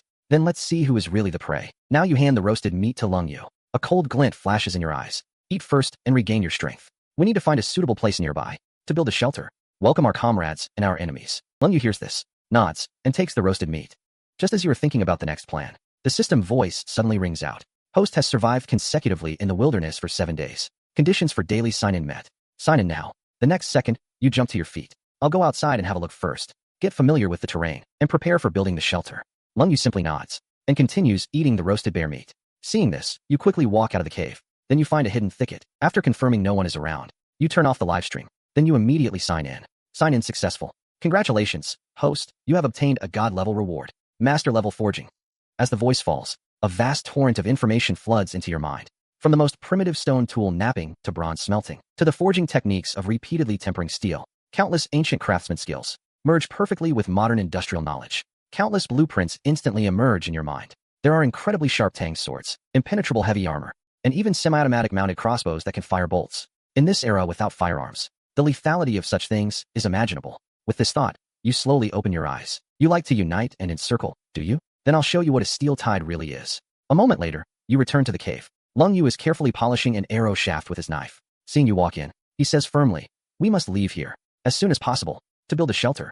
The enemy is gathering right now. Every minute we delay, the danger increases by 1 point. Looking at his unwavering gaze, you nod. Good. We'll leave now. With that, you both say no more. You quickly begin packing your bags. You repack the remaining supplies. Leng Yu checks his own gear. Soon you both walk out of the cave. Following the compass, you head north. Along the way, Leng Yu observes the terrain. While offering his professional advice, the location of the shelter must be easy to defend and hard to attack. Ideally, it should have natural barriers and a stable water source. and sufficient concealment. But you just sweep your gaze over the continuous mountain ranges. Not only that, there must also be ore, iron ore or copper ore. The more, the better. Lung Yu hears this, and just looks at you deeply. Over this time, he has fully recognized your abilities, so he trusts your decisions completely. Meanwhile, in every corner of the vast wilderness, all Dragon Country contestants are moving in the same direction. Some of them are covered in wounds, some are skeletal from hunger, but everyone resolutely persists. The Dragon Country livestream is flooded with endless comments, all Dragon Country people cheering them on. Yet danger is also gathering. On a wide river valley, Gaoanshao, 7 or 8 foreign contestants gather together. They are well equipped, with arrogant expressions. Kane, who escaped from under your gun, is also among them. He looks into the distance and sneers. There are plenty of cowards in Dragon Country. With a little scheme, that Dragon Country guy we captured will obediently become a spy, and we'll set up camp right here, waiting for your comrades to arrive. At this moment, in the mountain forest, you suddenly stop. Seeing this, Lung Yu immediately grips his bow in alert. What's wrong? You don't answer. You simply close your eyes slowly. Thanks to master-level forging, you have gained a faint perception of the distribution of various metal minerals beneath the crust. The earth seems to have turned into a huge treasure chest filled with copper and iron. A moment later, you open your eyes. Your gaze locks onto the southeast direction. A steep mountain peak. Clouds and mist swirl around the mountainside, and a huge waterfall plunges down from the sky, crashing into a deep pool. The exposed rock on the mountain glows dark red under the sunlight. You calmly say, "Found it." As the words fall, Lung Yu follows your gaze. Wouldn't that be too conspicuous? But the corner of your mouth lifts slightly. Conspicuous? Convenient for our comrades to find us. Not only is there endless water there, the surrounding forest can provide nearly limitless fuel. Most importantly, there is an enormous hematite vein. Hearing this, shock appears in Lung Yu's eyes. Not only because of the importance of hematite, but also because he never expected that you would. Even more so because they didn't expect. You can locate iron or even from miles away. But he doesn't press further. He simply replies firmly, "Go." Inside the livestream room, the barrage of comments floods the entire screen, revealing the shock and excitement over your discovery of a hematite vein. Inside the studio, Chen also smiles, his face flushed. That peak and waterfall can provide unlimited water and a natural barrier, and a shelter built on this area can accommodate over 1,000 people. You could even cultivate farmland. On screen, you have arrived at the foot of the mountain. Mist and spray rush toward your face, carrying a refreshing coolness. This is a natural ring-shaped valley. On the left side, a steep cliff with a 100-meter-high waterfall. On the right, flat ground with fertile black soil, covered in various shrubs and wild grasses. And at the end of the flat ground, lies an endless primeval forest. Seeing this, Lung Yu's eyes spark with unprecedented light. This is the perfect site for a shelter, and we have only this one entrance. As she speaks, Lung Yu walks to the exposed cliff face, reaches out her hand, and touches the rocks that shimmer with a dark red luster. The rocks are hard, cold to the touch. Seeing this, Lung Yu forcefully scrapes them with her knife. The next second, rust-colored stone powder falls. It really is hematite. Lung Yu turns back to look at you, a complex expression in her eyes. You speak, somewhat weary. This should be our home, Dragon Country's home. With that, you put down your heavy backpack, then lie down on the wild grass and let out a long breath. The days of travel and fighting have left you both physically and mentally exhausted. Plus, you haven't had a single good night's sleep recently. Seeing this, Lung Yu says seriously, "Get a good sleep. I'll be right here." She then starts gathering branches around. After a short nap, you join in too. The global livestream room is in chaos. Dragon Country viewers are ecstatic, as if they can already see a mighty shelter rising from the ground. Viewers from other countries jeer, claiming this place will be the grave of Dragon Country contestants. On screen, on a ridge tens of kilometers away from the valley, 2 figures are observing from afar with binoculars. They are Rue Country contestants Leo and Hans. Leo looks utterly astonished. "I've never seen such a huge waterfall. Should we go take a look?" Hans shakes his head. Right now, those countries are tearing each other apart like mad dogs. Our strategy is to preserve ourselves. Survive till the end. Let's just wait and see. First, let's find our teammates. With that, the two silently put away their binoculars and quickly disappear into the dense forest. Inside the waterfall valley, you walk toward the deep pool beneath the waterfall, green as jade. Forging and quenching require water. Daily drinking also depends on water, so you must confirm the water's safety. Thinking this, you walk along the edge of the deep pool. The pool is crystal clear to the bottom, with even a few small fish darting happily through the water. Yet your brow furrows slightly. Too quiet. A pool this large has no trace of any large aquatic animals. Your gaze goes to the bottomless center of the pool, where the water is a dark, murky green, and from it seeps a faint, barely perceptible danger. You reach out a finger and gently touch the water. Suddenly, an intense chill shoots through your entire body. You pull your hand back instantly, stumbling backward a few steps. There's something at the bottom of the pool, and it's an extremely dangerous giant creature. Your mind quickly analyzes the perceived information. This creature poses a huge potential threat to the shelter, but at the same time, it's a pile of top-tier resources. Its hide, meat, even its bones could have immense value. Triggering the 10,000-fold return would be an enormous gain, so it must be eliminated. With that thought, you turn and quickly walk over to Lung Yu. There's a big one in the pool. It's at least as strong as the bear I encountered before, if not stronger. Hearing this, Lung Yu's pupils contract. We have to deal with it. Otherwise, this place will never be safe. Hearing this, you nod, a fierce fighting spirit flashing in your eyes. Underwater, a bow loses much of its power, so we need a more specialized tool. Give me half a day. With that, you pick up your entrenching tool and stride toward the mining area. Lung Yu watches your back in silence. She knows you can work miracles, so she silently returns to the camp, continuing her own work. Lung Yu aims to set up a sturdy temporary base and lay warning traps around it, ensuring absolute safety for you to sleep at night. Soon, you arrive at the cliff face. Swinging your entrenching tool, the ore splits open with a crack, revealing a metallic-looking cross-section. The next second, the appraisal result appears. Hematite with low impurities, suitable as excellent raw material for iron smelting. Seeing this, joy swells in your heart. High-quality iron ore at that, but you're still short of materials to craft a heavy fishing spear. Thinking this, you start searching around the cliff. Before long, you come to a black rock formation. This rock is obsidian, a top-tier weapon material. You select a head-sized piece of obsidian, then find a hard river pebble to use as a hammer. In an instant, countless images of napping stone tools flash through your mind. You hold the obsidian in your left hand, the stone hammer in your right. Every strike is incredibly precise. Your movements are filled with rhythm and power. Amid the dull pounding sounds, a spearhead with lethal penetrating power is slowly being born. On the other side, Lung Yu has already set up a ring of traps around the camp entrance. They are vine tripwires and wooden spike traps. Now she is crouched in a large tree with an excellent view, using branches to build a concealed lookout post. And deep in the pool, a huge shadow stirs. A pair of cold eyes slowly open. Time flies by in focused labor. When the sunset glow dyes the valley golden, you stop your work. Before you lie 3 brand new heavy spears. The spears use straight, tough ash wood for the shaft, and razor-sharp obsidian for the spearhead. And, firmly tied behind each spearhead is a sturdy rope, ensuring they can be retrieved intact after throwing. Without looking back, you shout, "Lung Yu, bring the bear meat over." Lung Yu, who is setting traps, hears you and walks over.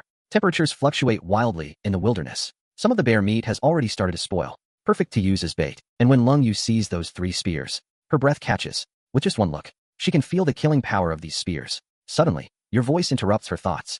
Throw a piece of bear meat into the pool, and put the rest in the shallow water by the shore. We'll wait for the rabbit to come to us. As the words fall, Lung Yu snaps out of it, and tosses the bear meat as you instructed. The bloody bear meat sinks into the water, ripples spreading outward. Without a word, you each take a spear, standing a few meters from the pool's edge, waiting silently. Time ticks by, the valley filled only with the thunderous sound of the waterfall. Lung Yu's palm, gripping the spear, is already slightly sweaty. Just then, rapid ripples appear in the center of the pool, followed by a string of fine bubbles rising from beneath the water. The bear meat is yanked hard and vanishes from the surface in an instant. The next second, a huge shadow rises abruptly from the deep pool. A giant crocodile, far larger than any known, bursts from the water. You and Lung Yu widen your eyes as the giant crocodile opens its huge maw, revealing rows of densely packed teeth. Its eyes lock onto you and Lung Yu. Seeing this, you let out a low shout. Go. Then your arm muscles tense instantly. In a flash, the spear turns into a black bolt of lightning, heading straight for the giant crocodile's neck. However, only left a white mark on the giant crocodile's scales before being. Just as you were still in shock, Lung Yu had already thrown the spear, aimed at the relatively soft joint between the belly and forelimb. Although the harpoon pierced an inch deep, it was also caught by tough muscle. At that moment, the excruciating pain fully enraged the giant crocodile. He suddenly thrashed, yanking the rope in Lung Yu's hand. Instantly, a huge force came. Lung Yu, caught off guard, was dragged away, nearly falling into the water. Just then, the giant crocodile opened its huge jaws and lunged at Lung Yu. Fortunately, Lung Yu was nimble and quickly distanced herself. After the crocodile missed, it shook its head in frustration, and you, taking advantage of its distraction, drew your pistol and fired. The bullet precisely hit the giant crocodile's left eye. Instantly, blood and murky fluid burst out. The giant crocodile let out a roar and rolled continuously on the riverbank.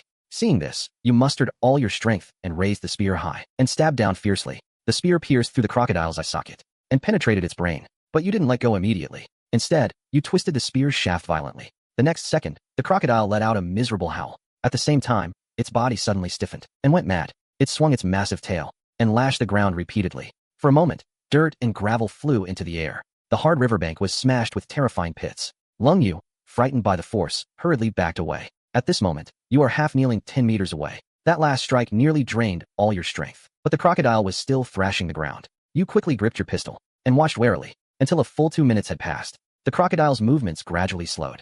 The fierce light in its vertical pupils slowly dimmed. This predator that had ruled the deep pool finally fell completely silent. Suddenly, the system's voice sounded. Global announcement. Dragon Country contestant Xiao Gua has successfully reserved. Hunt and kill a curved crocodile. 10,000-fold return. 10,000 curved crocodiles have been randomly released into waters within Dragon Country. Soon, Dragon Country's military deployed quickly. Everyone has witnessed the terror of the curved crocodile. Improper handling will cause many problems. Inside the valley, you and Lung Yu exchange smiles. both your eyes filled with exhaustion and surprise at surviving. You let out a long breath. Lung Yu forces herself up from the ground. How do we get it back? You hear this, look at the corpse before you, and are also stumped. This thing weighs at least a ton. Let's process it here. With that, you circle the curved crocodile corpse. The entrenching tool strikes the curved crocodile's scales with a dull thud. You shake your head. Hand the entrenching tool to Lung Yu. I'll go to the camp and get the tools. This hide is good stuff. Can't waste it. Lung Yu nods after hearing. Soon you come back and start dissecting the giant beast with Lung Yu. The curved crocodile's hide is incredibly tough. You use a machete and a knife and can only cut it bit by bit. Lung Yu helps by pulling the peeled skin and meat aside. In the sunlight, two figures crouch before the huge crocodile corpse, busy at work. Soon the curved crocodile hide is stripped off. You start processing the crocodile tail. You explain as you work. The most delicious part of the crocodile is this piece of moon meat in the tail. The meat is tender, without any gamey taste, comparable to top-grade steak.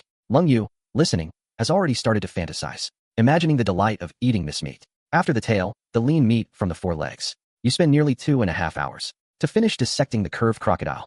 As for the remaining bones and organs, nothing was wasted. You bury them on the spot as fertilizer, planning to plant the crop seeds found in the airdrop crate. Soon, you drag the heavy curved crocodile hide and meat back to the temporary camp.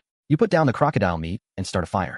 After a moment, a campfire is lit, dispelling the chill and bringing a sense of safety. You sharpen a branch and skewer a large piece of crocodile leg meat. Then you place the meat over the fire and rotate it. The fat sizzles under the high heat, dripping into the flames, sparking clusters of fire. A rich meaty aroma instantly spreads. While waiting, you bring the iron pot stand.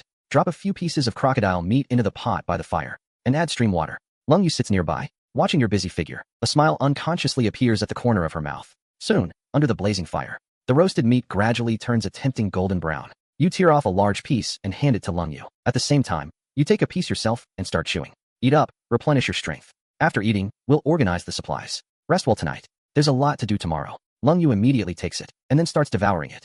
The crocodile meat is firm and springy, yet incredibly tender, with a unique sweetness. Lung Yu's eyes light up. She exclaims sincerely, "This crocodile meat is absolutely delicious." Soon the thick crocodile soup is finished cooking. You and Lung Yu quickly share it. As the thick soup goes down, a warm current rises from your stomach, instantly dispelling the fatigue and cold from your body. At this moment, in a dense forest dozens of kilometers away, a muscular man is trudging with difficulty. He is Wang Meng, the former Marine, coming to gather. Several days of travel have left him exhausted. Even water and food are nearly gone. Just then, a glimmer of firelight shows through the forest ahead. Wang Meng's spirits lift at the sight. Hey, is that Xiao Gua and the others? Thinking this, he crouches low and stealthily moves toward the firelight. But as he gets closer, Wang Meng's heart sinks. In the firelight before him, over a dozen figures sit in a circle. It's Kane and Japan's Miyamoto Musashi, among others. And in their midst, a young man is tied to a tree with his hands behind his back. The young man is covered in wounds, barely alive. Seeing this, Wang Meng shakes his head, then prepares to quietly retreat. However, Kane's voice suddenly rings out. "Who's there?" As the words fall, everyone looks toward Wang Meng's hiding spot. Wang Meng's heart skips a beat. At this critical moment, he presses his tongue against the roof of his mouth and lets out a lifelike nightbird call. It sounds. The crowd instantly relaxes their guard, but Kane still frowns. Miyamoto Musashi, seeing this, says, "Excessive vigilance is a sign of cowardice. Mr. Kane, you should relax a bit. After all, there are so many of us." Miyamoto's disdain makes Kane let down his suspicion. Wang Meng thus successfully escapes. In the dark, Wang Meng keeps orienting himself and finally runs toward the Bu Mountains mentioned in the intel. His eyes are firm. "Xiao Gua, Lung Yu, you must wait for me." At this moment, inside the waterfall valley, the campfire crackles. You and Lung Yu are inventorying supplies. Before you, a huge curved crocodile hide lies flat on the ground. The dark green scales are as hard as iron. Lung Yu strokes the crocodile's skin with her hand, her eyes burning with excitement. "If we can make armor from it, it can withstand most bladed weapons. Even provide some defense against small caliber crossbows." You nod. "There's something more important to do first."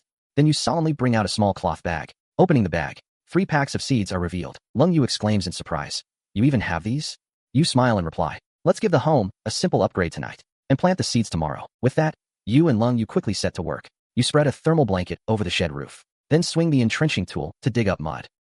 After more than 10 minutes, a smooth shallow pit takes shape. You spread the collected dry grass and leaves over the pit bottom. Finally, together with Lung Yu, you spread that huge bearskin on top. At this point, a brand new shelter appears before you. From the outside, it's just an unremarkable pile of grass. But inside, it's a different world. After the two crawl into the shelter, the cold outside is instantly shut out. The warmth and softness of the bearskin make Lung Yu unable to contain her excitement, saying, "So comfortable." You nod with satisfaction and casually add more wood to the fire. "I'll keep watch during the first half of the night. You go to sleep first." Lung Yu, hearing this, does not refuse. Then she leans against the warm wall and falls into deep sleep. However, soon new trouble finds them. Several black mosquitoes hover around like phantoms. You frown, raise your hand to keep fanning. For a full half hour, you only manage to drive away part of the mosquitoes inside the shelter. Tomorrow, I need to find something to repel mosquitoes. Outside the shelter, the sound of water is constant. But in your mind, you are calculating about that huge iron mine. Countless forging blueprints and manufacturing plans are in your mind, taking shape, but relying on just 2 people is too slow. Hope a few more can come soon. During the latter half of the night, Lung-Yu wakes up on time to keep watch. You, leaning against the wall, quickly fall asleep. In the early morning, sunlight pierces into the shelter. You slowly open your eyes. At this time, Lung-Yu has already taken the fire, rekindled it, and is boiling water in the iron pot. Beside, several pieces of smoked crocodile meat are heating up. Lung-Yu sees you awake and hands you a bamboo tube filled with water. You're awake. Seeing this, you take the bamboo tube and drink. Then you tear off a strip of crocodile meat and eat. Today, we'll scout this area thoroughly, get a clear picture of the terrain, see what other usable resources there are. Also, find all possible entry and exit routes. Set up some early warning traps. Lung-Yu, hearing this, nods decisively. Setting traps and security is exactly her specialty. After eating breakfast, you extinguish the campfire. Then, taking weapons and tools, you begin area exploration. You walk upstream along the creek. As you walk, you suddenly stop, lift your head, and sniff with your nose. There's a faint sweet fragrance in the air ahead. Lung-Yu, after hearing this, also sniffs the air. How come I can't smell anything? You don't explain, just smile slightly. Then lead Lung-Yu towards the cliff. You push aside dense ferns and go around a huge rock. The next second, Lung-Yu is stunned by the scene before her. She sees a cliff covered in thick vines, and on the vines hang many brown fruits. Lung-Yu cries out in surprise. There are actually wild kiwi fruits. You pick one and hold it in your hand. Not yet ripe, but we can pick some and take them back to ripen. Just then, a cold mechanical voice sounds. British contestant Xiaoguo has discovered edible resource, wild kiwi fruit. Triggered 10,000-fold quantity return. 10,000 wild kiwi fruit vines are randomly distributed. Immediately, the Dragon Country livestream explodes with chatter. In many mountainous areas of Dragon Country, large patches of wild kiwi fruit vines appear out of thin air. Local forestry departments and residents are both surprised and delighted. Inside the valley, you and Lung-Yu pick a full bag of kiwi fruits, then continue exploring. Soon, you make another discovery on a wetland to the west. You see patches of shepherd's purse and bracken swaying on the ground. Seeing this, you call Lung-Yu to gather the wild vegetables together. A moment later, when returning the same way, you stop again. A hint of spicy and aromatic fragrance comes. Your eyes immediately light up. You fix your gaze on the sunny slope on the other side of the valley. Let's go check that out. Saying this, you walk through the sparse forest. Arrive in front of the slope. Before you appears a patch of strange plants, half a man high. They have broad leaves, and at the top, clusters of trumpet-shaped pink flowers bloom. You walk up to one of the plants, pluck a leaf, and smell it. A familiar scent instantly floods your nose. It really is wild tobacco. Its value is beyond imagination. Dried tobacco leaves soaked in water can be used as a natural pesticide to protect crops, and after special treatment, it can be made into an external anesthetic and painkiller. Of course, it can also be made into premium cigarettes, providing spiritual comfort. Thinking of this, Xiaoguo picks a dozen excellent quality tobacco leaves, the corners of his mouth curling up uncontrollably. Lung-Yu looks at you, shakes her head and smiles. Soon after, you return fully loaded. Back at camp, Lung-Yu places the kiwi fruits in a corner to ripen. Then she washes the shepherd's purse and bracken in the pool water for a meal. You sit to the side, roll the tobacco leaves with thin vines, then hang them by the fire to dry. The emerald green leaves slowly curl under the heat. Their color gradually deepens. Instantly, a pungent and unique aroma spreads. Your long-tense nerves relax a bit. At this moment, your gaze turns to the hematite layer on the cliff. Lunch and camp security. I'll leave to you. I need to make a furnace. Saying this, you pick up the entrenching tool. A burning light in your eyes. Lung-Yu, hearing this, nods firmly. Leave it to me. As the words fall, you stride towards the open space outside. Inside the broadcast studio, Master Chin's expression is solemn. The difficulty of smelting iron is beyond imagination. Just building a qualified furnace is enough to stump the vast majority. On the screen, you use the entrenching tool to dig out yellow clay to the west, then transport it to a flat rock. Next, you bring some coarse sand from the pool edge. Mix it with the clay in a specific ratio and After repeated kneading and pounding for a while, you grab a handful of dry yellow weeds from the ground, chop them with a knife, and evenly work them into the mud. Then you immerse yourself completely in the making. You pile the mixed mud up in lumps, relying on the blueprint in your mind to compact and shape the mud. Slowly, a hollow cylinder gradually takes shape before you. You precisely control the furnace wall thickness to 10 centimeters, with an inner diameter of about 30 centimeters, ensuring enough space inside the furnace, while also ensuring the wall is sturdy. At this time, Lung-Yu has already set up warning traps around the camp. She picks up her bow and arrows, and silently slips into the dense forest deep in the valley, planning to maintain combat readiness through hunting, while also stocking up on more food. Dappled light and shadow in the forest. Lung-Yu moves like a ghost among the tree shadows. Suddenly, she stops abruptly. A sika deer appears in the clearing ahead, lowering its head to graze on the grass, completely unaware of the danger. Lung-Yu, seeing this, slowly raises her longbow. The feathered arrow transforms into a dazzling streak, shooting towards the sika deer. Precisely pierces its head. The sika deer crashes to the ground, convulsing repeatedly, and in a moment, falls silent. To the west, you use a stick to poke air vents in the side of the furnace base. At this point, an earthen furnace is completely finished. You look at your masterpiece, a smile full of joy on your face. This will be the first stone of your industrial revolution, the first cornerstone. On the other side, a waterfall, like a dragon, cascades down the cliff. Dragon Country star Lin Yihan is leaning against an ancient tree, gasping for breath. Her lips are chapped, peeling several layers of white skin. Even the clothes on her body are torn to shreds. At this moment, Lin Yihan looks at the waterfall and says happily, Xiaogua, they are right here. But he doesn't dare to approach that area rashly, because in this wilderness, anything can happen, whether it's contestants from other countries, or a ferocious wild beast, could put him in a deadly situation. Valley. Long Yu drags a sick deer slowly out of the dense forest. After you see this, you praise inwardly.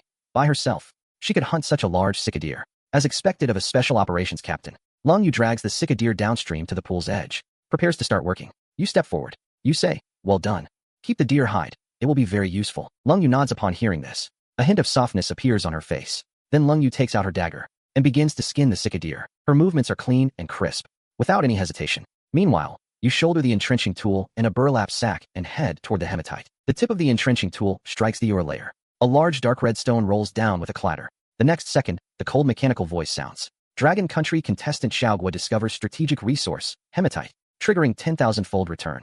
10,000 massive deposits of hematite veins have been deployed to the northwestern region of Dragon Country. Inside Dragon Country's official livestream room, instantly falls into several seconds of dead silence. Then the barrage comments erupt like a volcano. Inside Dragon Country's Supreme Command Center, the atmosphere is heavy. The old general's eyes glisten with tears. Heaven bless our Dragon Country. Even the high-level officials of Lighthouse Country adopt a low posture to attempt a trade. Countless meetings are held worldwide. They have to go mad, because the hematite veins are enough to allow Dragon Country's industry to achieve a qualitative leap. In the Wilderness Valley, you pick up a piece of hematite, weighing it in your hand. Then quickly return to camp.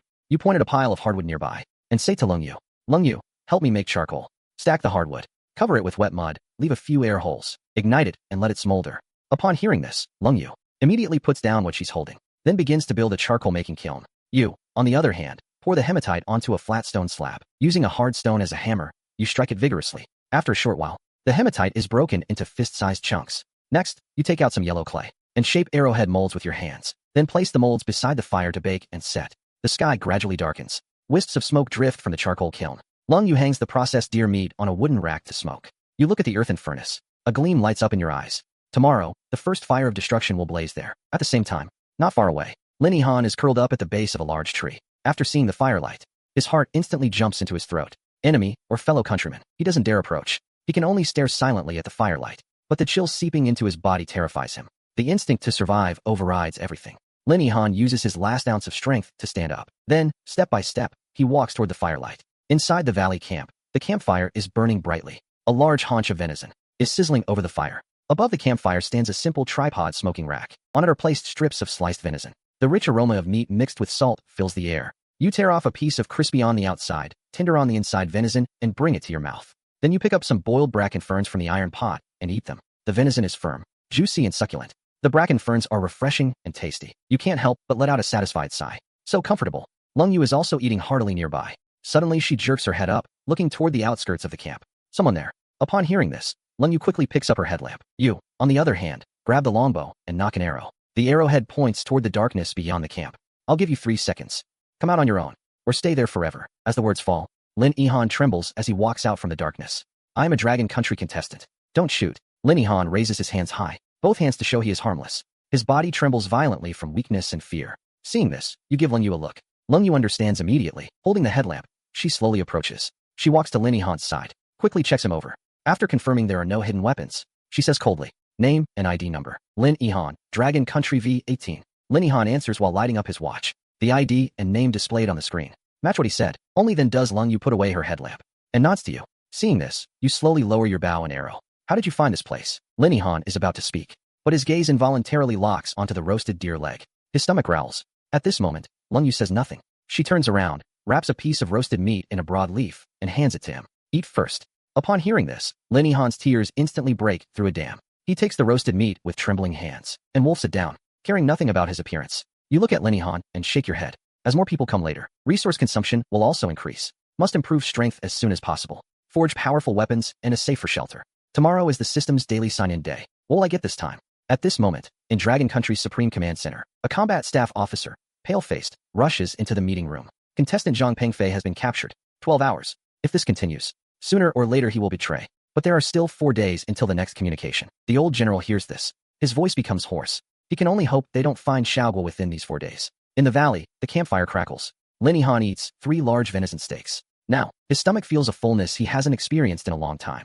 He says hoarsely, "Thank you both." Leng Yu doesn't say anything. She silently adds dry pine wood to the fire. You, on the other hand, look calm. You say, "Tell me about your situation." Upon hearing this, Lin Yihan's body instinctively tenses up. Then he begins to recount his experiences. He narrates with vivid emotion how he survived, and occasionally reveals the scars on his body. You and Leng Yu listen quietly. At this moment, Lin Yihan's voice suddenly lowers. A trace of lingering fear appears in his eyes. I've encountered several groups of foreigners. Among them, 3 moved swiftly, like soldiers. The key thing is, I saw one of them had a gun hanging from his waist. Hearing this, Leng Yu's pupils sharply contract. Did you get a clear look at what kind of gun? Your brow also furrows deeply. Lin Yihan tries hard to recall. A black one. Overall felt longer than a pistol. There seemed to be something like wood in front of the gun. Also, they had Asian faces. But they weren't speaking the language of Lighthouse Country or Woku Country, nor Bangzi Country's language. Hearing this, Yu and Leng Yu exchange glances. Their expression is extremely grave. This information is very important. Yu originally thought the biggest threats were Lighthouse Country and Woka countries. But now it seems, the real hunter is still observing in the shadows. The atmosphere in the valley becomes somewhat gloomy for a time. After a moment, you break the silence. All right, let's rest first. Tonight, I'll take the first watch. Leng Yu the second half. You're weak, so rest first. But starting tomorrow, you'll be responsible for the period from 4 to 6 a.m. Hearing this, Lin Yihan straightens his back.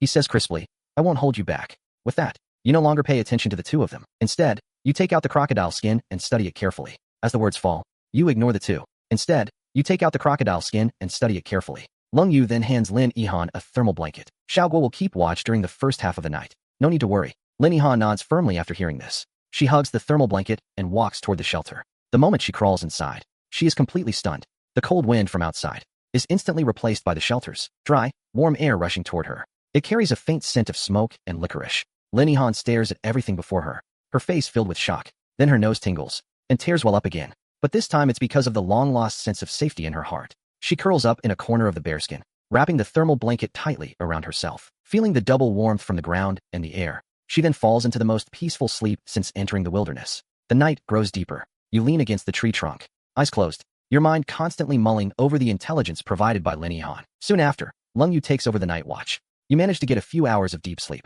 The early morning mist hasn't fully dissipated yet.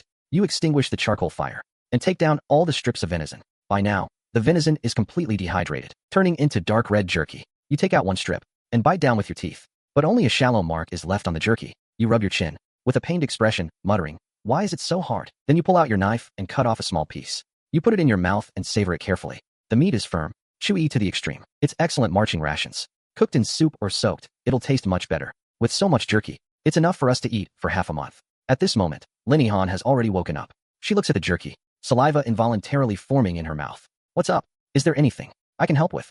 Hearing this, you directly start assigning tasks. Leng Yu, take her to familiarize herself with the valley surroundings. Make sure she memorizes the areas where traps are set. Then take her to cut down some trees as thick as a wrist. We need to upgrade the shelter. Along the way, pick up more dry wood for fuel. Leng Yu nods after hearing this. Lin Yihan straightens her back and responds with force, I'll do my best. Not long after, the 2 disappear into the forest with machetes and ropes. Seeing this, you calmly speak. Close live stream, sign in. You have continuously survived in the wilderness, meeting the sign-in condition. Today's sign-in reward is physique enhancement. Your basic physical attributes will receive a comprehensive massive boost. The next second, a scalding warmth explodes from your heart, violently surging through your limbs and bones. You can clearly feel every inch of your bones emitting a dense series of cracks. Your muscle fibers also become tougher at an astonishing speed. You instinctively clench your fists. An unprecedented sense of power fills your entire body. So this is what power feels like. With that, you head to a planned work area. Earlier plans were shelved due to a 200-gene green stone blocking the way. You had no choice but to put it aside. Now you take a deep breath, bend down, grab the edge of the stone, and simultaneously engage your waist and back. But the anticipated heaviness doesn't appear. The green stone is lifted by you as if it were weightless. The whole process is steady breathing, not even a faster heartbeat. After moving the boulder aside, you stare blankly at your own hands. The leap in physique fills you with overwhelming confidence for the plans ahead. You turn your gaze to that crude clay furnace. The Industrial Revolution truly begins now. With that, you immediately start acting, beginning to craft a device for forced air blast, a bellows. The method for making a leather bellows instantly flashes in your mind. You pick up the knife, precisely cut the deerskin into a specific shape, and pierce a series of tiny holes along the edge with a bone needle. Then you find several straight, hard branches. whittle them into a frame, and use vines to tightly stretch the deerskin over the wooden frame. You use a hollow main tube as the air outlet. The joints are sealed with smeared clay, forming a perfect seal. About an hour later, a rough but durable one-way leather bellows is completed. You align the air outlet of the leather bellows with the air intake of the furnace. Then you layer charcoal and crushed hematite ore into the furnace in sequence. Next, you begin pressing the bellows in a rhythmic manner. Streams of powerful air are forced into the furnace chamber. The charcoal inside instantly emits a dull red glow. Then, under forced combustion, it turns into a blinding bright white. The furnace emits a low rumble. The temperature inside climbs at a terrifying speed. At this moment, you maintain the bellows rhythm. While observing the changes in the ore, you see, the dark red ore begins to soften and deform under high heat. A layer of flowing molten iron gradually appears on the surface. Seeing this, joy rises in your heart. You immediately grab a wooden rod and poke open the iron tap at the bottom of the furnace. In an instant, molten iron flows slowly along the drainage channel. Thus, the first batch of man-made metal in the wilderness is born. You rapidly pour the molten iron into neatly arranged arrowhead molds. The molten iron contacts the molds, emitting a piercing sound. At the same time, white steam rises up. Soon, the last mold is filled. You use a wooden stick to pick up the cooling molds and throw them into the pool. The next second, a large amount of steam instantly erupts. Once the molds are completely cooled, you fish them out. Tap them on a stone. The charred clay shell shatters with a sound, revealing a diamond-shaped arrowhead with barbs. At this moment, it's as if you see a Dragon Country team armed with steel. Just then, the live stream closes. The countdown reaches 0. The live stream is forcibly turned on. The live stream room is instantly flooded with desert. Countless praises and shocks fill the screen. Suddenly, a clear shout comes from the picture. Brother Gua, we have a major discovery. We found a newborn bird in the bushes. There are also claw marks left by a large feline around it. Hearing this, your eyes instantly light up. We'll have roast whole cow for dinner tonight. After saying that, in his mind, he already pictured the golden crispy roasted cattle. But then, Lung Yu sighs and says, I knew it. You definitely want to eat the calf. This calf is a strategic resource. If we raise it alive, there will be a steady supply of milk in the future. If we tame it, we'll have a powerful porter. Hearing this, you freeze on the spot. You're right. While you're stunned, Lung Yu discovers dozens of metal lumps on the ground. She crouches down, picks one up, examines it. These are iron arrowheads. You really succeeded in smelting iron. Lin Yihan also comes over and says, Brother Gua, were you a blacksmith before? Hearing this, you put your hands on your hips and laugh heartily. I just have a bit of basic knowledge. Before the voice fades, Lung Yu glances at the moved green stone. An absurd thought instantly springs to mind. Could it be that Xiaogua moved it? But your voice cuts off her train of thought. Let's go save the calf first. Soon, you arrive at the bushes. A very faint calf's cry comes from inside. Lung Yu steps forward and parts the branches. There, a calf is stumbling, struggling to get up. Its big, clear, confused eyes stare at her. Its slender legs tremble, collapsing limply again and again. Seeing this, you crouch down for a careful inspection. You find no obvious wounds on the calf, so you gently rub the calf's forehead with the back of your hand. Unexpectedly, the calf nuzzles its head into your palm. You simply scoop the calf up entirely. Let's go, we're going home. Soon, you return to camp. You make a simple rope from soft vines.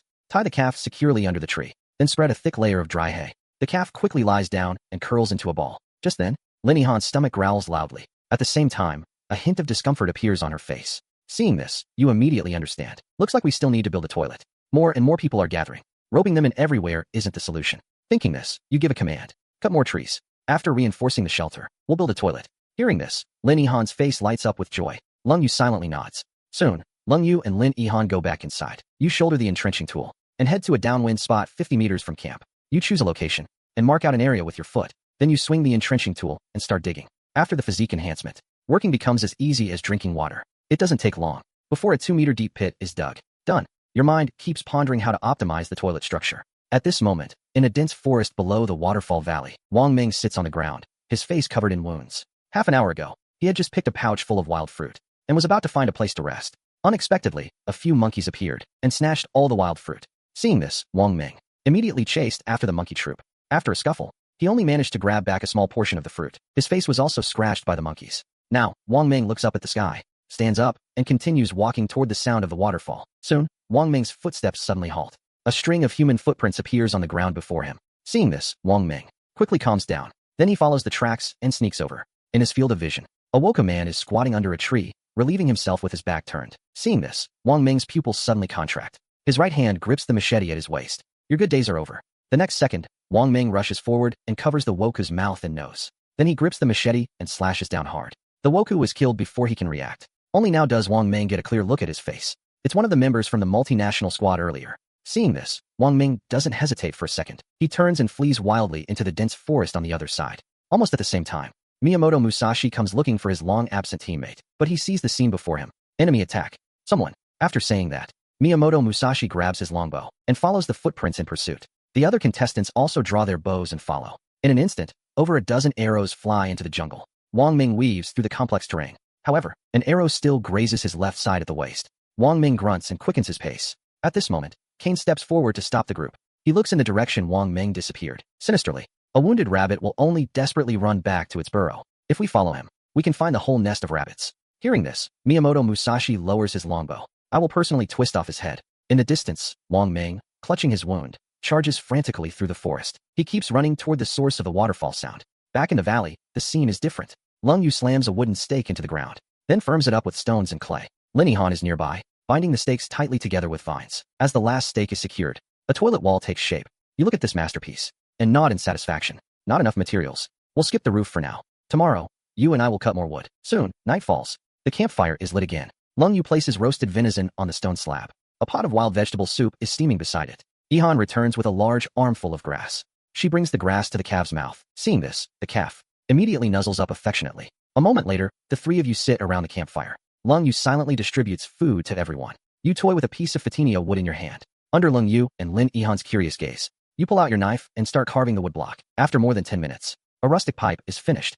A hint of delight appears on your face. You quickly get up and duck into the shelter. Before long, you come out with carefully processed tobacco leaves. Then you fill the pipe bowl with the tobacco and pack it down. Next, you pull a burning twig from the campfire. Bring it to the pipe. The tobacco ignites instantly, emitting a wisp of blue smoke. You bring the pipe to your lips. Take a deep drag. Ah, so satisfying. Lin Ihan looks at your old man-like demeanor and can't help but laugh. Lung Yu shakes her head helplessly. For a moment, the camp is filled with joy. However, a dull clatter of stones suddenly comes from outside the camp. That's the early warning trap set at the entrance. Hearing this, you instantly frown. Then you grab your hunting bow and stand up. Lung Yu draws her machete and shields Lin Ihan. You exchange a glance with Lung Yu. Lung Yu immediately understands. You both walk toward the early warning trap. Not far away, a dark figure leans against a tree trunk, gasping for breath. It's Wang Ming. When he sees the Dragon Country flag on your arm, his pale face bursts into ecstasy. Brother, I'm from Dragon Country. Wang Ming's words fall. You quickly step forward to confirm his identity. Then you and Lung Yu support Wang Ming and head back. Ihan, get the first aid kit. Lin Ihan immediately runs back to the shelter. Soon, Lung Yu lays Wang Ming by the campfire. Then she takes the first aid kit and opens it. Lung Yu pulls out a knife and cuts open the rag over Wang Ming's wound. A 4-centimeter gash is exposed to the air. Lung Yu is expressionless. She pours disinfectant over the wound. The next second, Wang Ming's body trembles violently, but you quickly hold him down firmly. After the wound is cleaned, Lung Yu takes out clean bandages and wraps it. The whole process is professional and efficient. After all this, you all breathe a sigh of relief. Lin Ihan hands Wang Ming roasted venison and hot soup. Seeing this, Wang Ming grabs the venison and shoves it into his mouth. After a moment, Wang Ming recovers. He leans against the stake and recounts his encounter. When he mentions the joint squad, his face is full of anger. Even though I cleaned up all the bloodstains, they'll definitely still come after me. We need to prepare early. Hearing this, your expression turns grave and you nod. An attack by that many people is no joke, but we'll deal with whatever comes. Thinking this, you silently pick up your pipe. Then you refill it with tobacco, light it with the tinder. You take a slow, leisurely drag, then slowly exhale a white smoke ring. Wang Ming catches sight of this, and his eyes instantly light up. Is that a pipe you're smoking? You nod in response. Wang Ming snaps upright, ignoring the searing pain from his wound. Brother, let me have a puff. I killed a little Woku, so that counts as merit. You look at him and can't help but laugh. You quickly fill in new tobacco, pack it down, and hand it over with the still burning tinder. Wang Ming takes the pipe as if it's a treasure, then eagerly takes a huge drag. Instantly, the acrid smoke rushes to his head, choking Wang Ming, tears and snot all over his face. The three of you are amused by his pathetic look. At that moment, Wang Ming feels the pain in his wound subside. He leans against the stake, his expression turning serious. Brother Gua, we need to talk business. If we are besieged, and without a stable food and water supply, we'll be worn down by the joint squad sooner or later. We need to think of a way to take the initiative. Hearing this, you speak calmly. You and I think alike. We need to completely eliminate this group that's chasing you first. Only then can we have a brief safe development period. Until then, you focus on recovering from your injuries. Lung Yu and I will keep watch tonight. As the words fall, Wang Ming nods heavily. The night passes safely under your and Lung Yu's alternating watch. The next day, just at dawn, a dozen kilometers from the valley, a figure stumbles toward the west. He opens his mouth and greedily drinks water. He is Zhao Zijian, an ordinary office worker contestant from Dragon Country. Prolonged hunger makes him dizzy and lightheaded. He can no longer stand steadily. Just as Zhao Zijian is drinking, the nearby grass rustles. Then a tall figure steps out. On his arm is unmistakably the Dragon Country emblem. Seeing this, Zhao Zijian almost cries. A fellow countryman. After the figure confirms Zhao Zijian is from Dragon Country, he laughs and says, "Brother, you're from Dragon Country too? My name is Zhang Pengfei. Are you alone?" Zhang Pengfei warmly asks after him. He even shares a piece of his own jerky with Zhao Ziqian. Zhao Ziqian takes the jerky, grateful to tears. I came here alone. With that, he stuffs the jerky into his mouth. But in the dense forest 10 meters from the stream, Kane holds a wooden bow, aiming at Zhang Pengfei's back. They had already forced Zhang Pengfei to betray under threat of death. At this moment, a hint of glee rises in Zhang Pengfei's heart. Finally, some unlucky bastard to share the pain. Brother, you're from Dragon Country too? My name is Zhang Pengfei. Are you alone? Zhang Pengfei warmly asks after him. He even shares a piece of his own jerky with Zhao Ziqian. Zhao Ziqian takes the jerky, grateful to tears. I came here alone. With that, he stuffs the jerky into his mouth. But in the dense forest 10 meters from the stream, Kane holds a wooden bow, aiming at Zhang Pengfei's back. They had already forced Zhang Pengfei to betray under threat of death. At this moment, a hint of glee rises in Zhang Pengfei's heart. Finally, some unlucky bastard to share the pain. On the other side, at the waterfall valley, Wang Ming is woken by the calf's cry. He sits up, rubbing his eyes and sighing. This bearskin mat is really comfortable. Meanwhile, Lin Yihan is feeding water to the calf. Wang Ming's eyes light up when he sees this. He rushes over in 2 or 3 steps, rubbing his hands together. This calf looks pretty sturdy. Is it tonight's extra meal? Lin Yihan quickly shields the calf upon hearing this. The calf can't be eaten. It will help us plow the fields and haul things later. Wang Ming laughs awkwardly.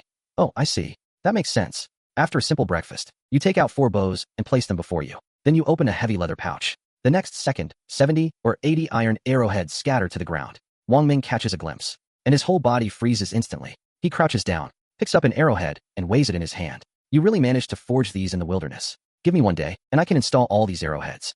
Hearing this, you look at Lung Yu and Lin Yihan. You two are in charge of assisting. Also, sort out the bird feathers we collected before, and make them into fletchings. Also, take care of Dundo and the campfire. As the words fall, the two nod heavily. You then turn and walk toward the huge crocodile hide. I'll make some life-saving clothes. A moment later, the entire camp turns into a highly efficient little workshop. Wang Ming and Lung Yu sit by the large rock. All the iron arrowheads are piled on a rock. Wang Ming is responsible for rough grinding the arrowheads with coarse sand. Lung Yu handles the fine finishing, sharpening the arrowheads into sharp piercing angles. Lin Yihan shuttles back and forth between them. She hands the smoothed arrow shafts to Lung Yu, then trots off to add grass for the calf, and returns to the camp to tend the fire. At the same time, Zhang Pengfei is leading Zhao Ziqian deeper into the dense forest. Our camp is just ahead. There are many people, and we have food and drink. Absolutely safe.